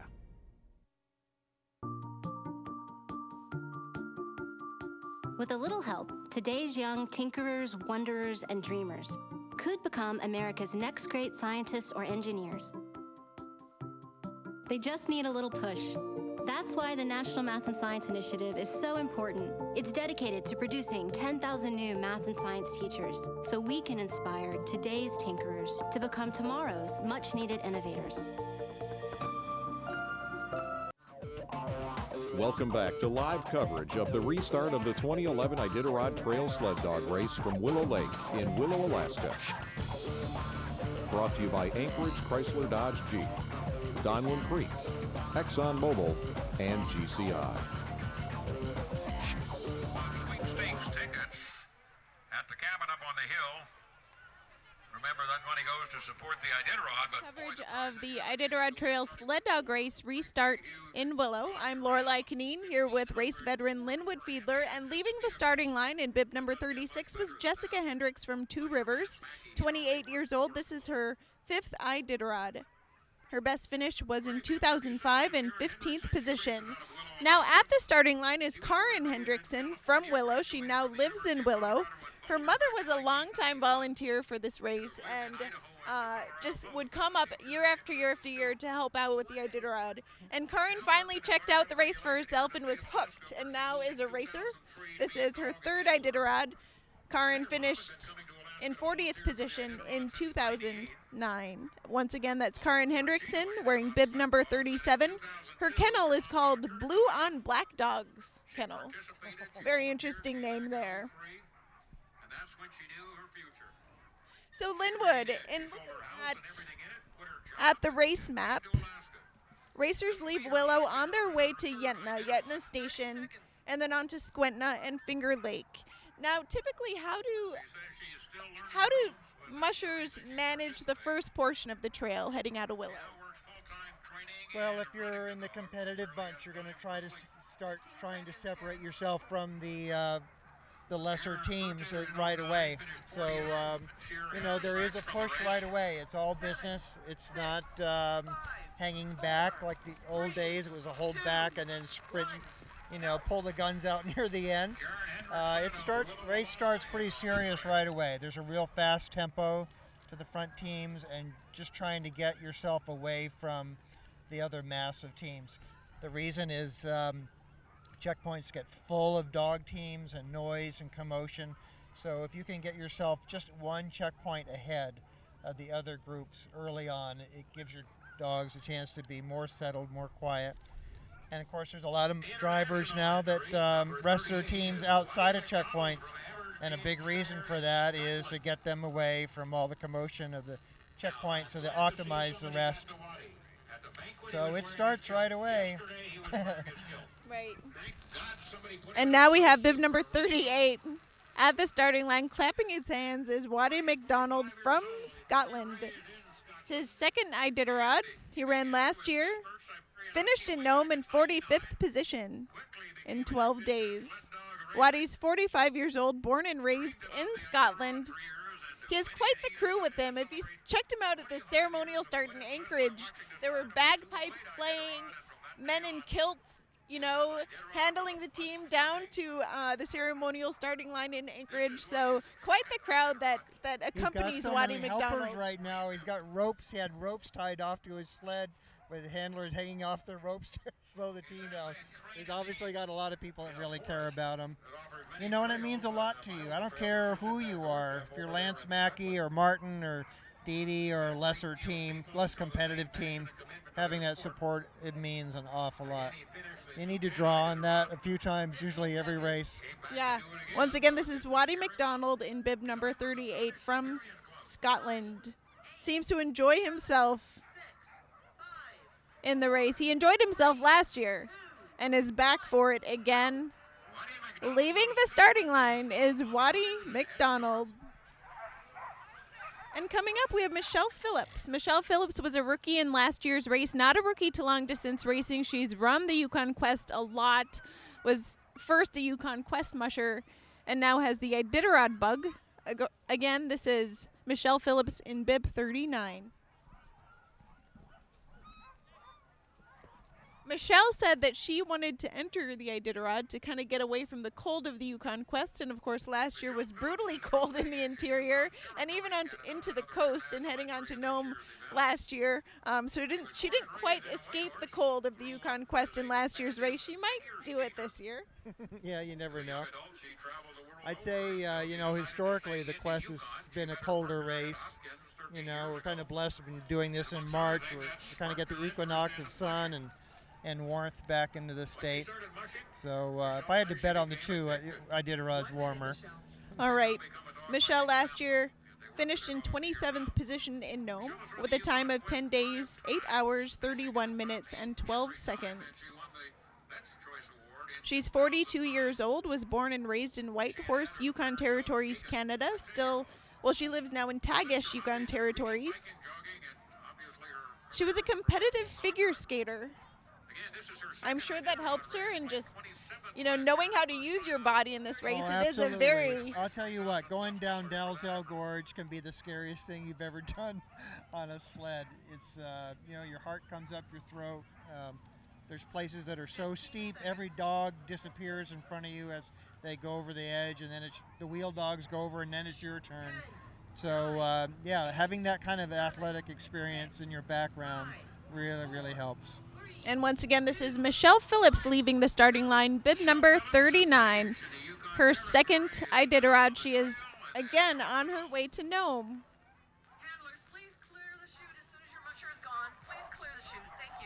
Coming up, bib number 40, we have GB Jones. GB Jones, an interesting character. He's an author. He's written the book Winning the Iditarod, which he hasn't done yet. But it's a fun book to read anyway if you're interested in mushing and stuff, and he definitely is an Alaskan character. 62 years old. This is his 7th attempt at the Iditarod. He finished twice, in 2002 in 52nd position and in 2004 in 76th position. Born and raised in Utah, he moved to Alaska in 1976 to check out the wilderness, began mushing in 2001. Again, his best finish in 52nd position. This is GB Jones, wearing bib number 40 in the 2011 Iditarod. He took a little bit of a break there from 2008 to 2011. Explain why a musher might take a break from the race. They remembered how bad they felt under the arch. Most Iditarod mushers have the blessing or the curse of within 24 hours after finishing, they forget all the pain and they start planning for next year. So maybe he had a better memory lapse or something. Who knows? Sometimes it's for rebuilding your kennel. I mean, you've got dogs that are older, not as competitive, or you've got younger dogs that need another year or two. Financial reasons, personal reasons, whatever. So it's very hard. It's difficult. It takes a lot of effort to maintain that kennel year in, year out. Mm-hmm. And once again, this is GB Jones leaving the starting line in Willow. Bib number 40.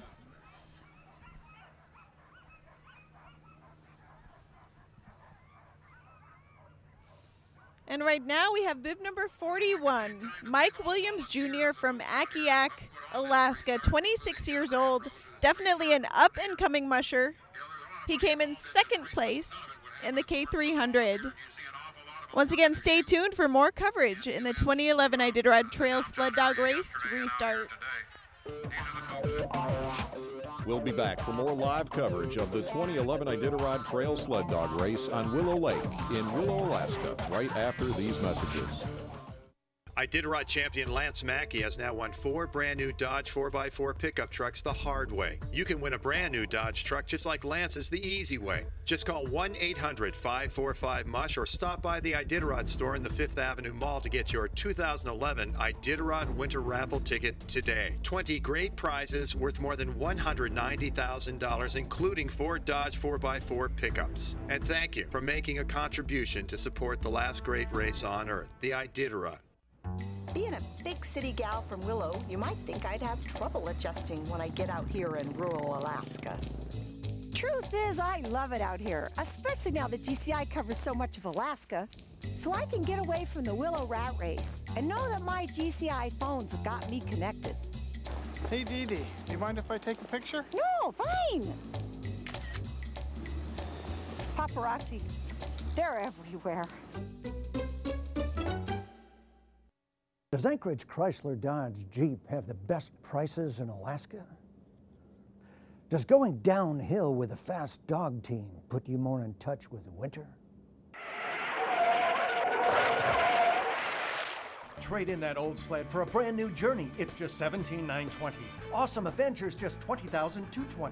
And Grand Caravan Express only $24,970. The official Iditarod Trail Sale only at Anchorage Chrysler Dodge Jeep.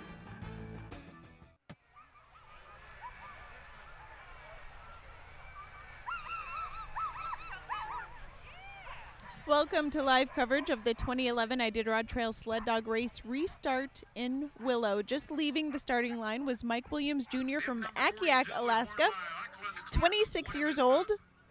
Came in second place in the Kuskokwim 300 earlier this year, just 1 minute behind the champion Paul Gebhardt. Really gave just a great race to race fans of the K300 earlier this year.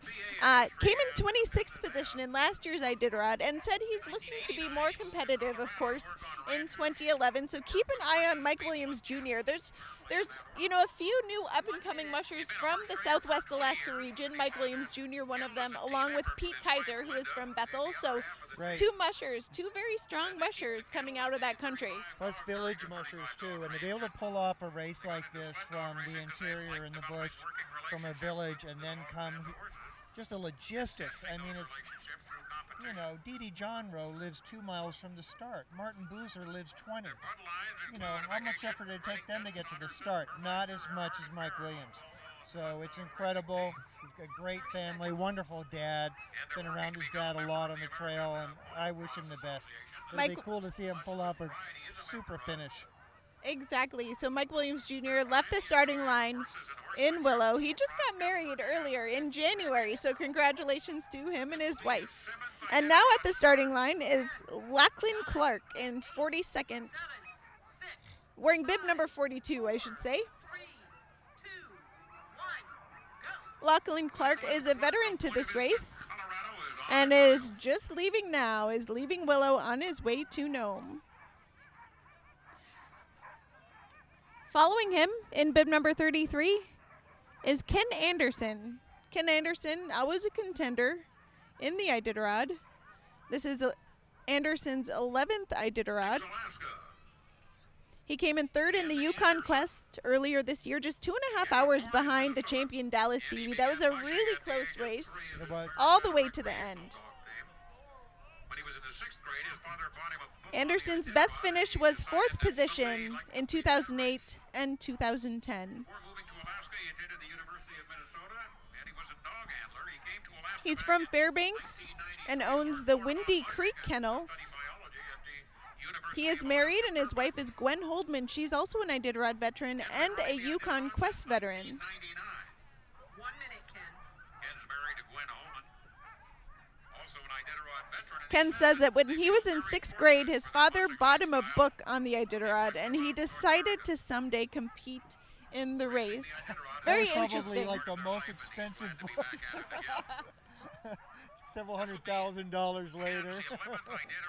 Thanks, Dad. Really nice guy, very focused. Really looks at mushing in a scientific way and very kind to his dogs, really nurturing, bringing up his animals to be really happy when they run for him. He's got a lot going for him. Once again, that is Ken Anderson, bib number 43. He is looking for a championship in the Iditarod. He says his wife is very patient, but she says she would like to see a championship. So he is hungry for that this year. Yeah, it's always something when you call back from Unalakleet or somewhere on the coast and you're beat up, you're tired, and you make a phone call home to get support, and your wife says, "Get out of there. Why are you staying there so long? Go, go." Gee, I thought you were going to give me a hug over the phone. I'll give you one in Nome. And Ken Anderson is on his way to Nome, left the starting line in Willow. Bib number 44, we have Brennan Norden. Brennan is a veteran to the Iditarod. From Kasilov, he's 37 years old. And I have a clarification. He is not a veteran. He is a rookie to this race. He has run the Tustamina and the Sheep Mountain 150 along with the Gingin the Klondike, and other Alaska mid-distance races his first go at the more than 1,000-mile race, the Iditarod. You know, you talk about sacrifices and stuff. I think one of the biggest unspoken heroes is often the spouses. You know, usually the people that are married, their spouse really contribute to the effort. And whether it's taking care of the kids or doing this or that, the winter months are just very focused on training and trying to be competitive for this race. And I know my dear Kathy's just been a wonderful support for me and the races that we've been in, and they deserve a lot of credit too. Definitely a lot of work goes into preparing for this race. Countless hours getting ready to leave the starting line. 15 seconds. Right now moving back for the front of the team to the... Once again, bib number 44 getting ready to leave in about 7 seconds. 5, 4, 3, 2, 1, go. From Kasselov, Alaska, Brennan Norden. The next musher is a personal friend of mine, Sven Haltman. I'd really like to see him do well. He's been very focused on trying to be competitive. He's positive. He's always upbeat. I don't think I've ever seen the guy not be smiling even when things aren't going well. You know, last year he lost his beaver mittens going down the Yukon River. I talked to him after the race. He said, "I've never been so cold in my entire life." He was afraid he was going to freeze his hands, and he just overcame that and kept on going. Sven Haltman, bib number 45. This is his 4th Iditarod. He finished 17th in last year's Iditarod. His goal this year is top 10. Yep, I think he can do it. I'm very sure he can do it. This will be his 4th Iditarod race. He's run 3 He's an animal. I mean, it's just a guy, you could say, dig a ditch and he'll go 12 feet and say, how much further? And he's a guy that can run up these mountains and hills behind his sled. That's no small feat. And he's very much an athlete himself, and that will really help, especially near the end of the race.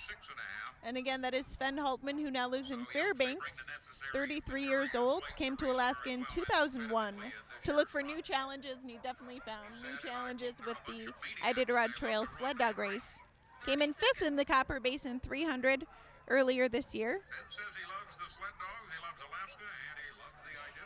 He said that he really enjoys the first 200 miles of the race, kind of going through the Alaska Range. You're kind of bounced around and you're kept awake, and you're challenging yourself. It definitely poses challenges. He says he really enjoys this part. Well, the funny thing is, you know, you go through the mountains, you go across the Alaska Range, and you first start off going, this is so beautiful. And by the time you get beat up on the end, you go, will this ever end? I can't wait for the river. And then you get on the Yukon River and you go, oh my gosh, I hope this will never end. And once again, Sven Haltman leaving the starting line. Stay tuned for more live coverage of the restart in Willow. We'll be back for more live coverage of the 2011 Iditarod Trail Sled Dog Race on Willow Lake in Willow, Alaska, right after these messages. Mushing and mining. We share a rich Alaskan heritage of challenge and reward. Donlin Creek is proud to sponsor and celebrate the 2011 Iditarod Sled Dog Race. And proud to be part of Alaska's modern mining industry and its contributions to the economy of Alaska. I would love to have been a musician, but I knew that I was going to need a day job. We actually have a lot of scientists that play music. The creativity, the innovation, there's definitely a tie there. One thing our scientists are working on is carbon capture and storage, which could prevent CO2 from entering the atmosphere. We've just built a new plant to demonstrate how we can safely freeze out the CO2 from natural gas. It looks like snow. It's one way that we're helping provide energy with fewer emissions. Iditarod champion Lance Mackey has now won 4 brand new Dodge 4x4 pickup trucks the hard way. You can win a brand new Dodge truck just like Lance's the easy way. Just call 1-800-545-MUSH or stop by the Iditarod store in the 5th Avenue Mall to get your 2011 Iditarod Winter Raffle ticket today. 20 great prizes worth more than $190,000, including 4 Dodge 4x4 pickups. And thank you for making a contribution to support the last great race on Earth, the Iditarod. Welcome back to live coverage of the restart of the 2011 Iditarod Trail Sled Dog Race from Willow Lake in Willow, Alaska.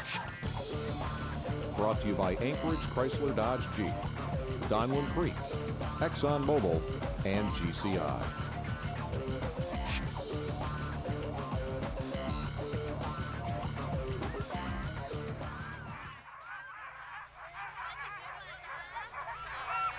From Grangeville, Idaho.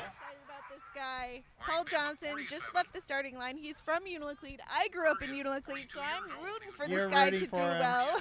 Yep. Bib number 46. He was the Portage 200 champion earlier this year.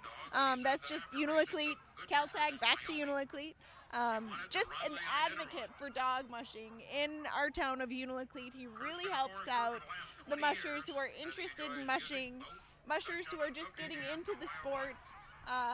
Definitely an advocate for local dog mushers. He sounds like a real humanitarian, somebody that really cares about others and his villagers. Absolutely. There'd be a big crowd for him waiting in Unalakleet, don't you think? For sure. The biggest crowd will be there for Paul Johnson. Now, his brother Mitty Johnson ran last year's race, and Paul was very instrumental in training that team for his brother Mitty, so he knows these dogs very well. And he's seen this race before. He raced this 25 years ago. He's back since they had a team that Mitty ran last year. He wanted to give it another go, so he's back in the Iditarod. Paul Johnson from Unalakleet. Can you imagine mushing that far and getting to your home village and then telling your dogs, oh, let's just go trot another 300 to Nome? Right. So I'm sure he must have trained his dogs to actually go to continue through. To continue. And wearing bib number 47, just leaving the starting line, is Kurt Barnum. Kurt Barnum on the trail to Nome, Alaska.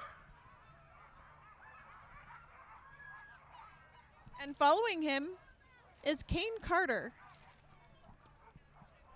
It's a Mackey team. Kane Carter was the 2009 Junior Iditarod champion. He came in 21st in this year's Copper Basin 300. His stepdad is Lance Mackey. That's how he got into the sport of dog mushing. And he is racing a Mackey team. Racing out of the Mackey Comeback Kennels. He's wearing bib 48. Kane is 19 years old. He was born in Palmer. He began mushing when he was 13 when he came to live with his stepdad. So can you talk a little bit about how many dogs it takes to run the Iditarod? I would say a lot of the competitive kennels are around 70 or 80 dogs in their kennel. You know, you have a group of young ones that are being brought up through the ranks. You're having controlled breedings, 1 or 2 litters a year. And you have your adolescent group that's doing some of the these races, but at a higher rest rate, not being pushed quite as hard. And then you've got your nucleus of usually often around 30 dogs that you start with in the fall for your training group for your main races. And then out of that 30, you got to pick 16 to go to Nome. So I would say usually it's around 70 or 80 dogs for many kennels. And once again, this is Kane Carter getting ready to leave for his first Iditarod. And you can imagine a premium dog food is over $50 a bag. So it's interesting when they're rattling off all the winnings these people made. It costs so much. Really, people are not in this for the money. I mean, you could win almost every race and still come up broke. It's really the love, the compassion for this, that being with your animals, being in Alaska in a very primitive way, not with a machine, not with something with spark plugs, but something you have to nurture and care for to get you down the trail. So. And bib number 49, we have Rick Swenson. Rick Swenson, racing out of Two Rivers, Alaska. Swenson is the only 5-time champion of the race. Rick is 60 years old. He was born in Minnesota. He moved here to Alaska in Someone who just absolutely loves the mushing lifestyle. This is his 35th Iditarod. 60 years old, was born in Minnesota, moved to Alaska in 1973, 2 mush dogs. Once again, the only 5-time champion of the race. So what do you think a lot of other 60-year-old men are doing this weekend? I bet you they aren't saddling up a 16-dog team and going to Nome. No, not many.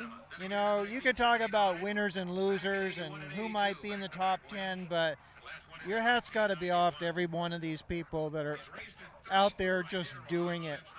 And Rick certainly has been that. I mean, through a lot of adversity, he's been there every single year. 34 races, he has placed in the top 10 24 times. 30 seconds, Rick. Came in 20th position last year in last year's race. 9 days, 22 hours, 53 minutes, and 22 seconds. If you look at his championships, they're pretty spread out. It's quite amazing. It covers 3 decades, 1977, 1979, 1981, 1982, and 1991. Still racing, he loves the sport of dog mushing. Rick Swenson is on his way to Nome. Once again, this is live coverage of Iditarod 39. I'm KNOM Troll reporter Lorelei Canine here with 15-time finisher Linwood Fiedler. And now we have Heather Sertola. Heather Sertola at the starting line. She's from Talkeetna. She's just up the road from here, about 20 miles from Willow. So that's always nice when you live close to the race start. This is her 4th race, wearing bib number 50.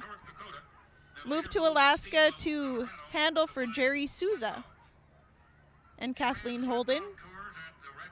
She has now her own dog yard, so these are her own dogs running the 2011 Iditarod. In 2003, she moved to Alaska to handle for Jerry Souza and Kathleen Holden. 1 minute.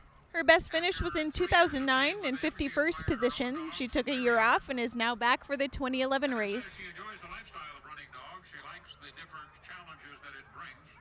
And she has become, as she says, addicted to So she's done this race 3 times, Fiedler. Does that give a lot of experience for these people? Is she feeling a lot better in 2011 than she has in the past? Oh, I'm sure she has. Just kind of knowing where to be scared and where not to have to worry about it is always good. I know, I always thought my first Iditarod, it was like you didn't know when to be scared. And then your second year, you don't know darn well where to be scared. In about 10 minutes, I'm going to be hanging on for dear life. So. And here she goes very shortly, heading out of the chute. 3, 2, 1, go! This is Heather Sertola, bib number 50, heading out. Stay tuned for more live coverage of the 2011 Iditarod Trail Restart in Willow. We'll be back for more live coverage of the 2011 Iditarod Trail Sled Dog Race on Willow Lake in Willow, Alaska, right after these messages.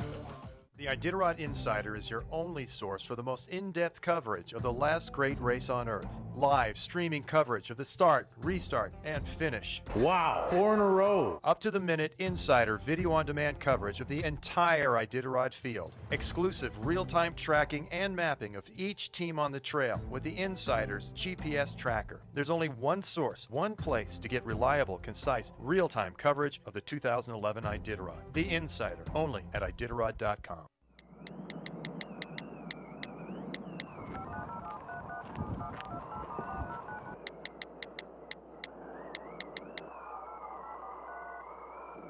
Texting in the Arctic?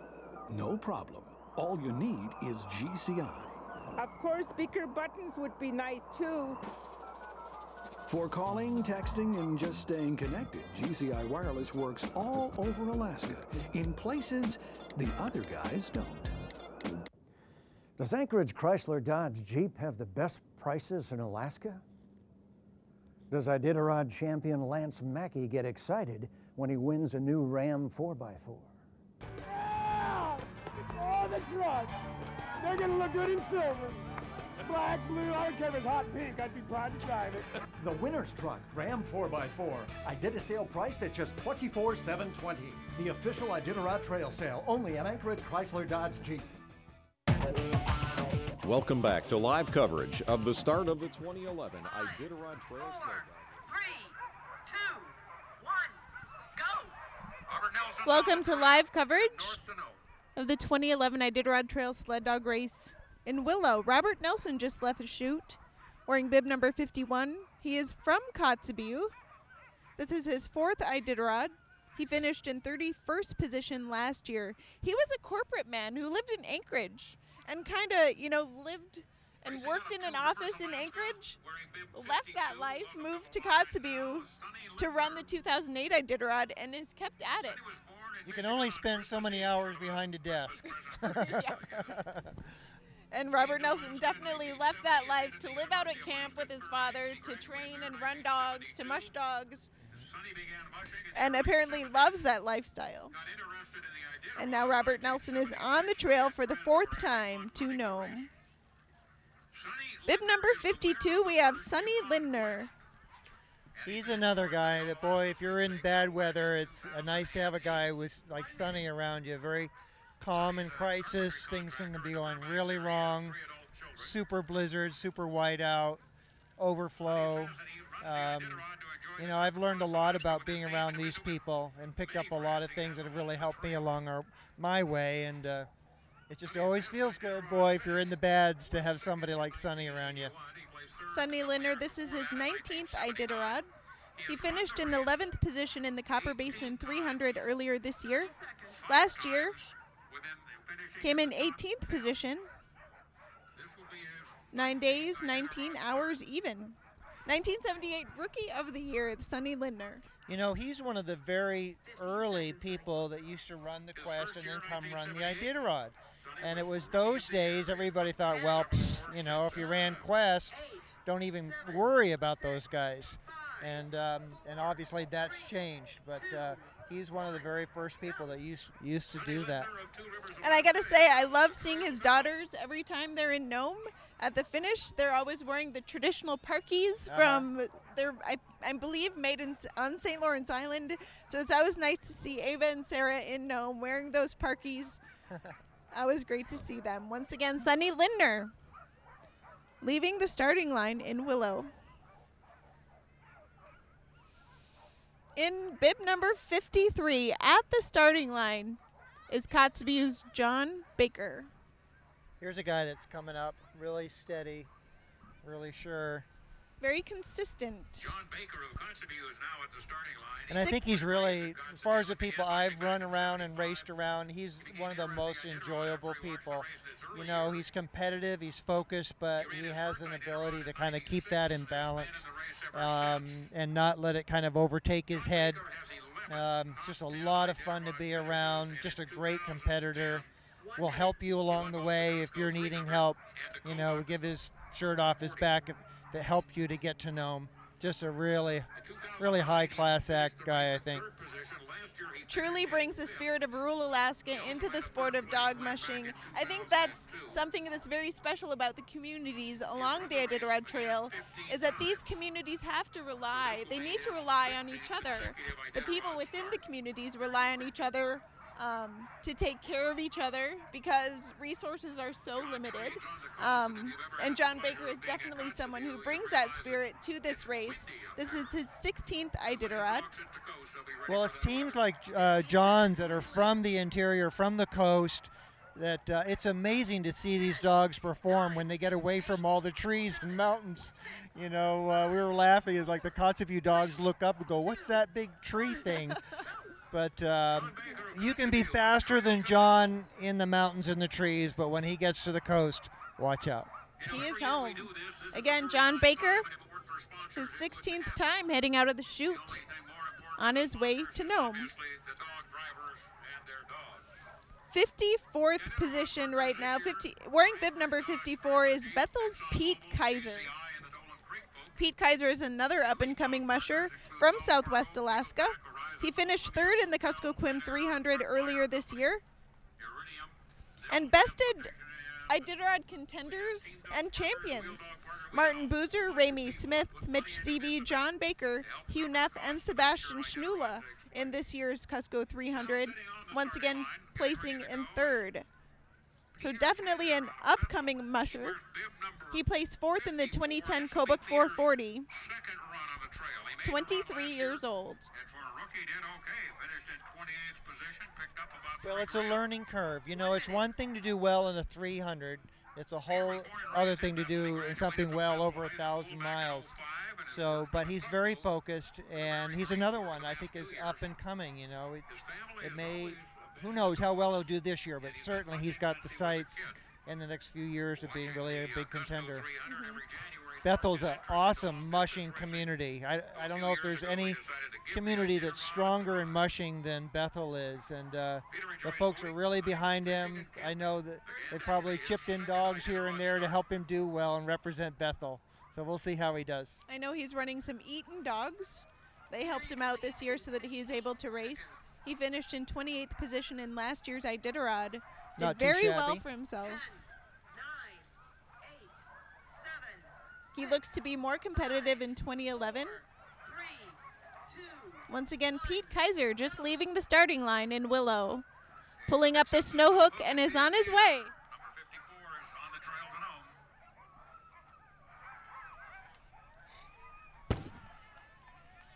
And wearing bib number 55, we have a rookie to the race. Joining us at the starting line, this fellow is Kelly Maxner.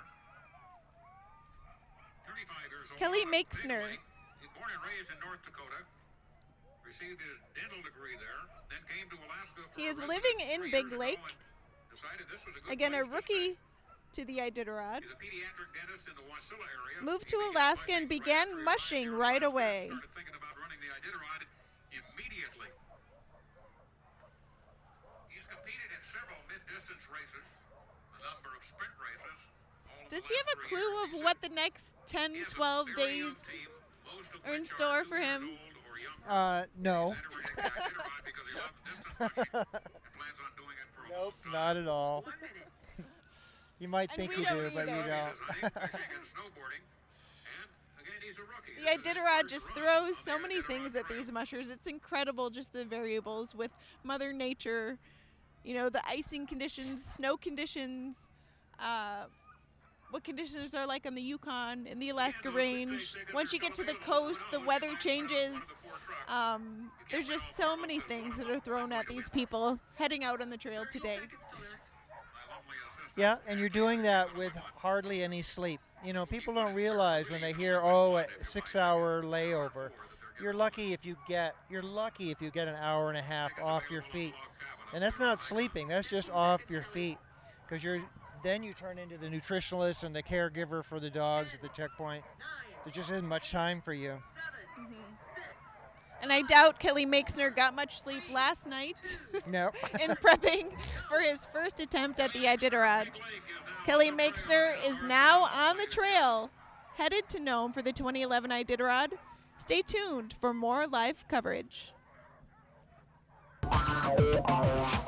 We'll be back for more live coverage of the 2011 Iditarod Trail Sled Dog Race on Willow Lake in Willow, Alaska, right after these messages. Mushing and mining. We share a rich Alaskan heritage of challenge and reward. Donlin Creek is proud to sponsor and celebrate the 2011 Iditarod Sled Dog Race. And proud to be part of Alaska's modern mining industry and its contributions to the economy of Alaska.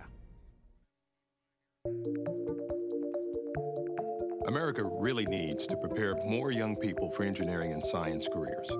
Fortunately, we already have lots of bright, curious kids right here. They just need a little push.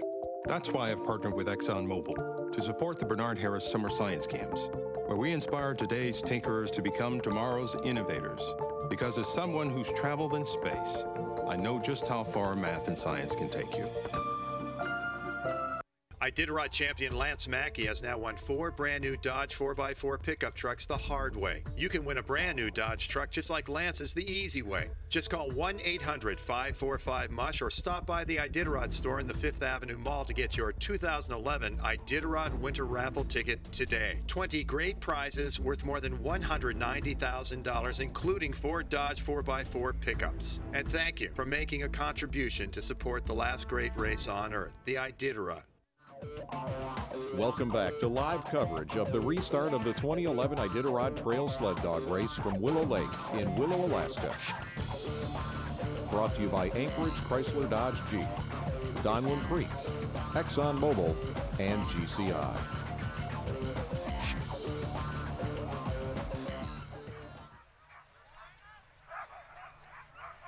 Again, welcome back to the live coverage of the Iditarod Trail Sled Dog Race restart in Willow. Lorelei Kneen here with Linwood Fiedler and Ed Steelstra. Just left the starting line here in Willow, wearing bib number 56. And in bib number 57 at the starting line is James Bardner from Signal Mountain, Tennessee. A 62-year-old rookie to the race. That's a long ways away. I bet there's not a lot of mushing going on in Tennessee. But he's been training with Doug Swingley. Remember that name? Yes, I do remember that name. He says he's been dreaming of running the Iditarod since he stopped at Jeff King's kennel at Denali Park. He did that in 2004. He worked as a volunteer in 2005 and 2008 in the Iditarod race. And he went to Cripple and Iditarod in those races, so he'll see Iditarod again. Yep. And he's been training with Doug Swingley since 2008. Well, I'm sure his mentor Doug gave him a lot of good tips, and you know, Doug certainly was a champion in many ways. Once again, this is James Bardner wearing bib number 57. 6, 5, 4, 3, 2, 1, go. From the state of Tennessee, James Bardner is on the trail to Nome. And there he goes.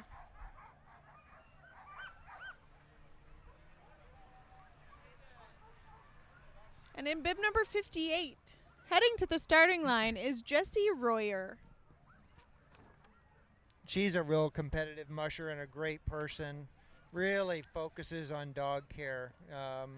She reminds me a lot of Susan Butcher in that way. Just very focused on keeping her dogs in the very best place they can be, and you know, it shows up. She's got great finishes. Dogs always look wonderful near the end. And she's just very, it's a lifestyle for her. She's just chosen mushing and being outdoors is the way she wants to live, and it really shows. Really loves animals, Jessie Royer. Her 10th Iditarod. Her best finishes were in 8th position in 2005 and 2009.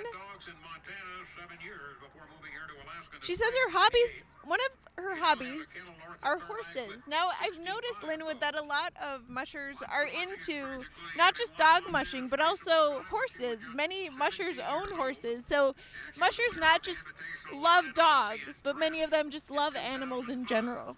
Well, that's true. I could never afford horses and dogs, so I had to choose between one or the other. But especially when I did move to Alaska from Montana, where a bale of alfalfa I think was like $5, and now what is it, like $50 a bale up here or something? I don't know. Again, this is Jessie Royer getting ready to leave Willow for her 10th Iditarod. She finished in the top 30 every race, top 20 in 6 races, and top 10 in 2 races. So definitely someone who is competitive and knows how to race those dogs of hers. Jessica Royer is on the trail too. You know, this is one of the very few sports in the world where men and women compete equally on an equal basis. No handicaps or advantages for either sex, and it's a really neat thing. It makes me proud to be a part of an event like that. And it's great Except to when see. they pass me. And then I don't like it one single bit. Jessie Royer on her way to Nome. And now we have Sim Smith from Big Lake wearing bib number 59. This is his 10th Iditarod. His best finish was in 2009 in 5th place. Definitely competitive racer.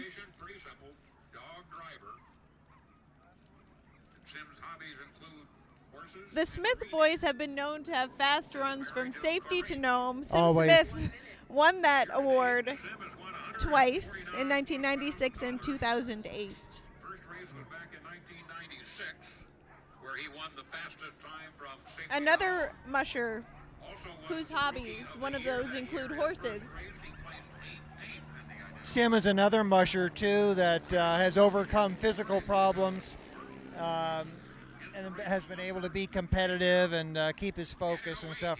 My hat's really off to him. He's really competitive musher, good person. It's a doggy family. I mean, goes back to Bud, who ran Iditarod years ago. Again, this is Sim Smith getting ready to leave his 10th Iditarod. For many of these mushers, this is their 10th Iditarod. Sim Smith is one of them. His dogs look ready to go. Those dogs are just pulling on those harnesses. That was great to see that. See how the leader's turning around at the musher. When do I go, boss? And he'll go, all right. There he goes. Leader turns around, they're gone. And they are pulling Sim Smith down the Iditarod Trail.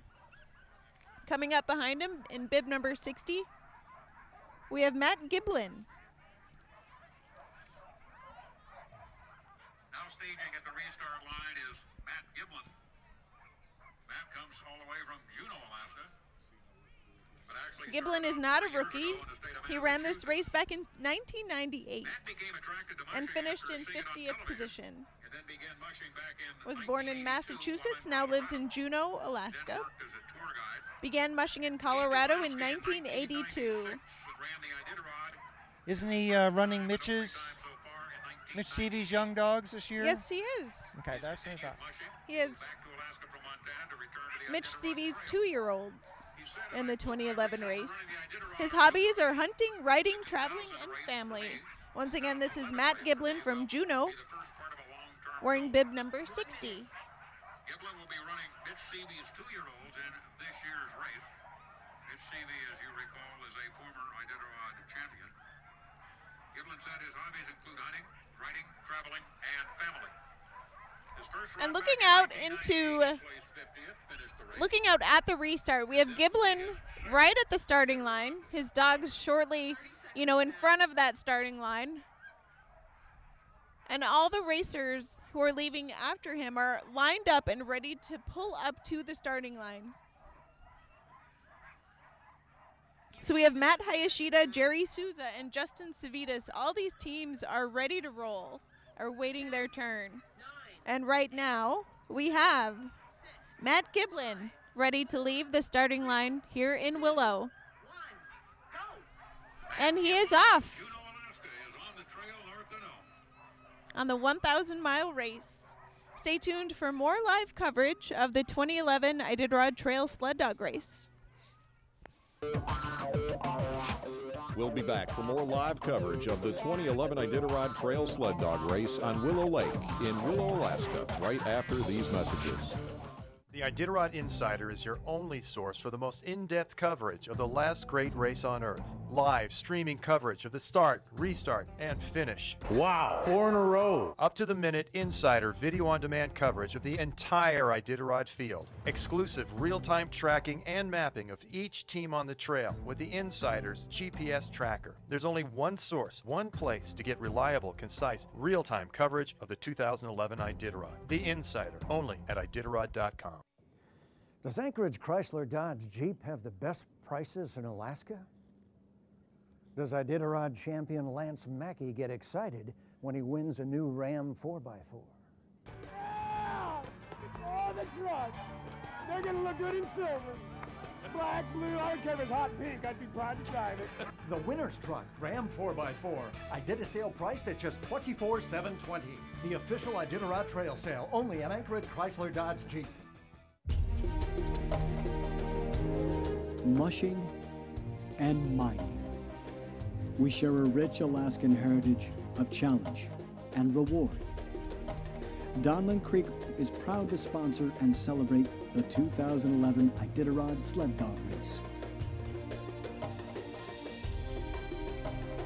And proud to be part of Alaska's modern mining industry and its contributions to the economy of Alaska.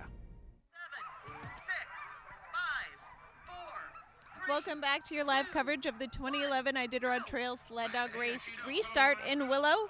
Just leaving the starting line is Matt Hayashida from Willow, Alaska, Rubicon Racing. Bib number 61, this is his 8th Iditarod. He is on his way to Nome, and pulling up to the starting line is Jerry Sousa, wearing bib number 62. This is Jerry's 10th Iditarod. In last year's Kobuk 440, he placed 7th position. Sousa's best finish was in 2004 in 16th position. He's 51 years old, was born in California, moved to Alaska in 1971. The one advantage some of these the mushers will have in the last half is that it's cooled down now. So it's possible that the teams that left early in the day may have gotten caught a little bit in the heat. They may have to do a little stop, cool their dogs down. These teams that are leaving now, it's cooler. You can feel it in the air, and the temperature is going down. It was minus 20 this morning, so these teams are very likely able to scoot up to Yentna, maybe even Squintna without a rest. So it'll be interesting to see how the advantage of disadvantages of weather all the way around. Right. And can you talk about that a little bit? What's the kind of the best temperature, the optimal temperature for these dogs to perform in?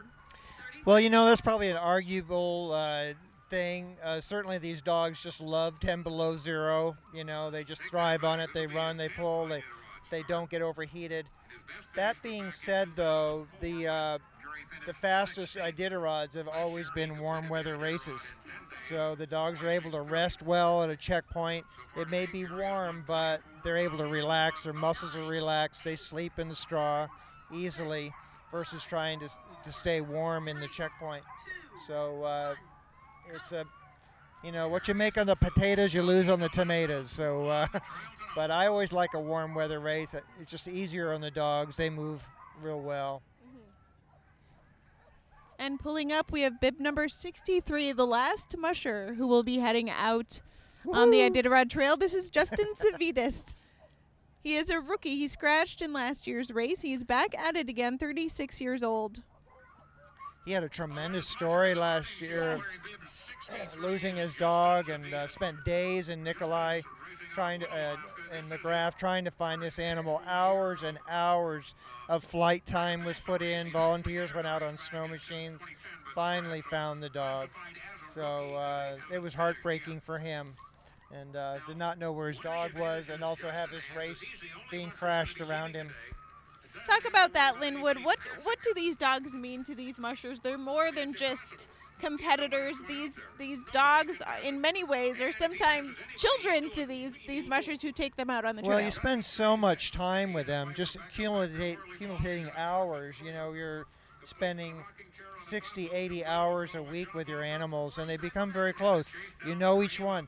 They can't talk to you in words, but you've learned to take their body language to be a language that you can understand, and so you become very, very close to these dogs. And Justin's experience last year of losing a dog, I mean, it's one thing of having it injured, or, you know, occasionally dogs do die, but to have a dog just totally lost, where is it, was just terrible for him. And the bond that mushers have with their dogs is definitely something that is beneficial to them in the race. The more the dogs can trust you in your decisions, the better Absolutely. You'll do. There goes the last team headed to Nome, 2011. Justin Civitas. Big cheer from the crowd. Thanks for tuning in to live coverage of the 2011 Iditarod Trail Sled Dog Race. We'll be back for more thank, amongst others, Joan Patterson for all the work. Thanks for tuning in. Justin Savitas is now on the trail. All mushers are on the trail. Thanks for tuning in to the 2011 Iditarod.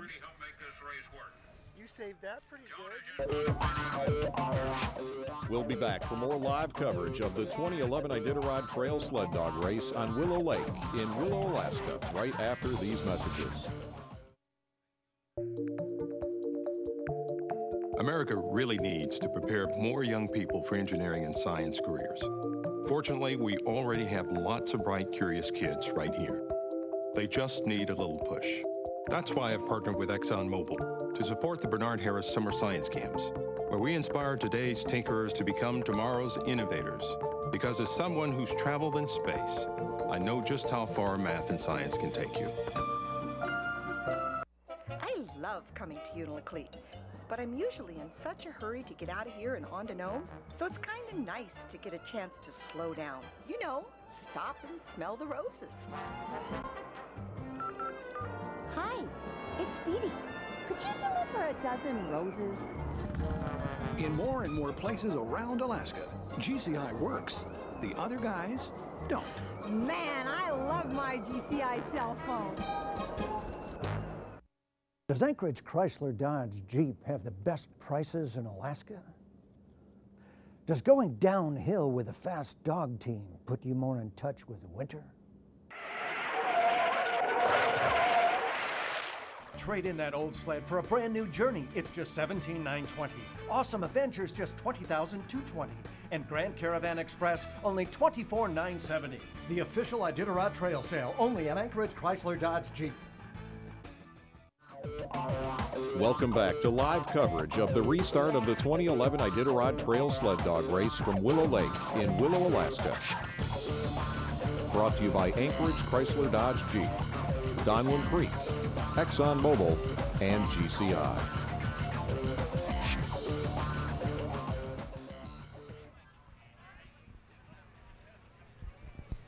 Thanks for tuning in to the live coverage of the Iditarod Trail Sled Dog Race restart in Willow. All 62 teams are on the Iditarod Trail heading their way toward Nome, the finish line, a 1,150-mile race. Racers from here head from Willow to Yentna, Yentna to Squintna, and on to Finger Lake and Rainy Pass, Roan, and Nikolai. And through here, they're going across over the Alaska Range. Yep. A lot of terrain to cover. It can be a pretty perilous stretch right there. And this first day or so, starting tonight, early tomorrow morning, is going to start the roller coaster ride. They've got tonight to get down or going up the Yentna River, and then they start climbing the Alaska Range, and they get the slide down on the other side.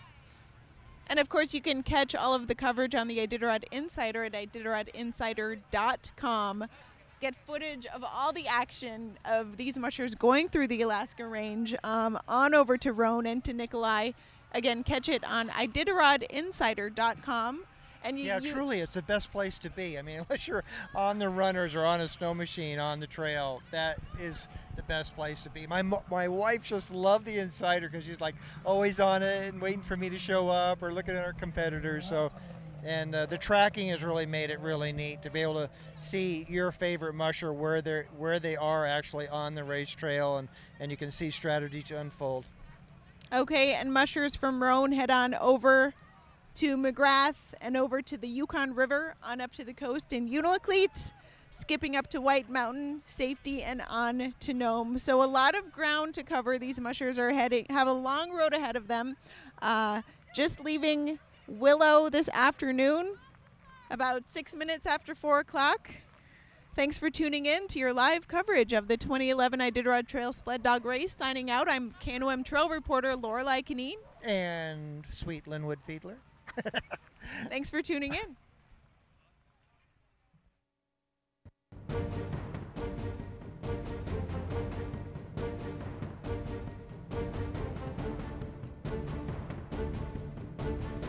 Thank you for joining us for live coverage of the 39th running of the last great race on Earth. Brought to you by Anchorage Chrysler Dodge Jeep, Donlin Creek, ExxonMobil, and GCI.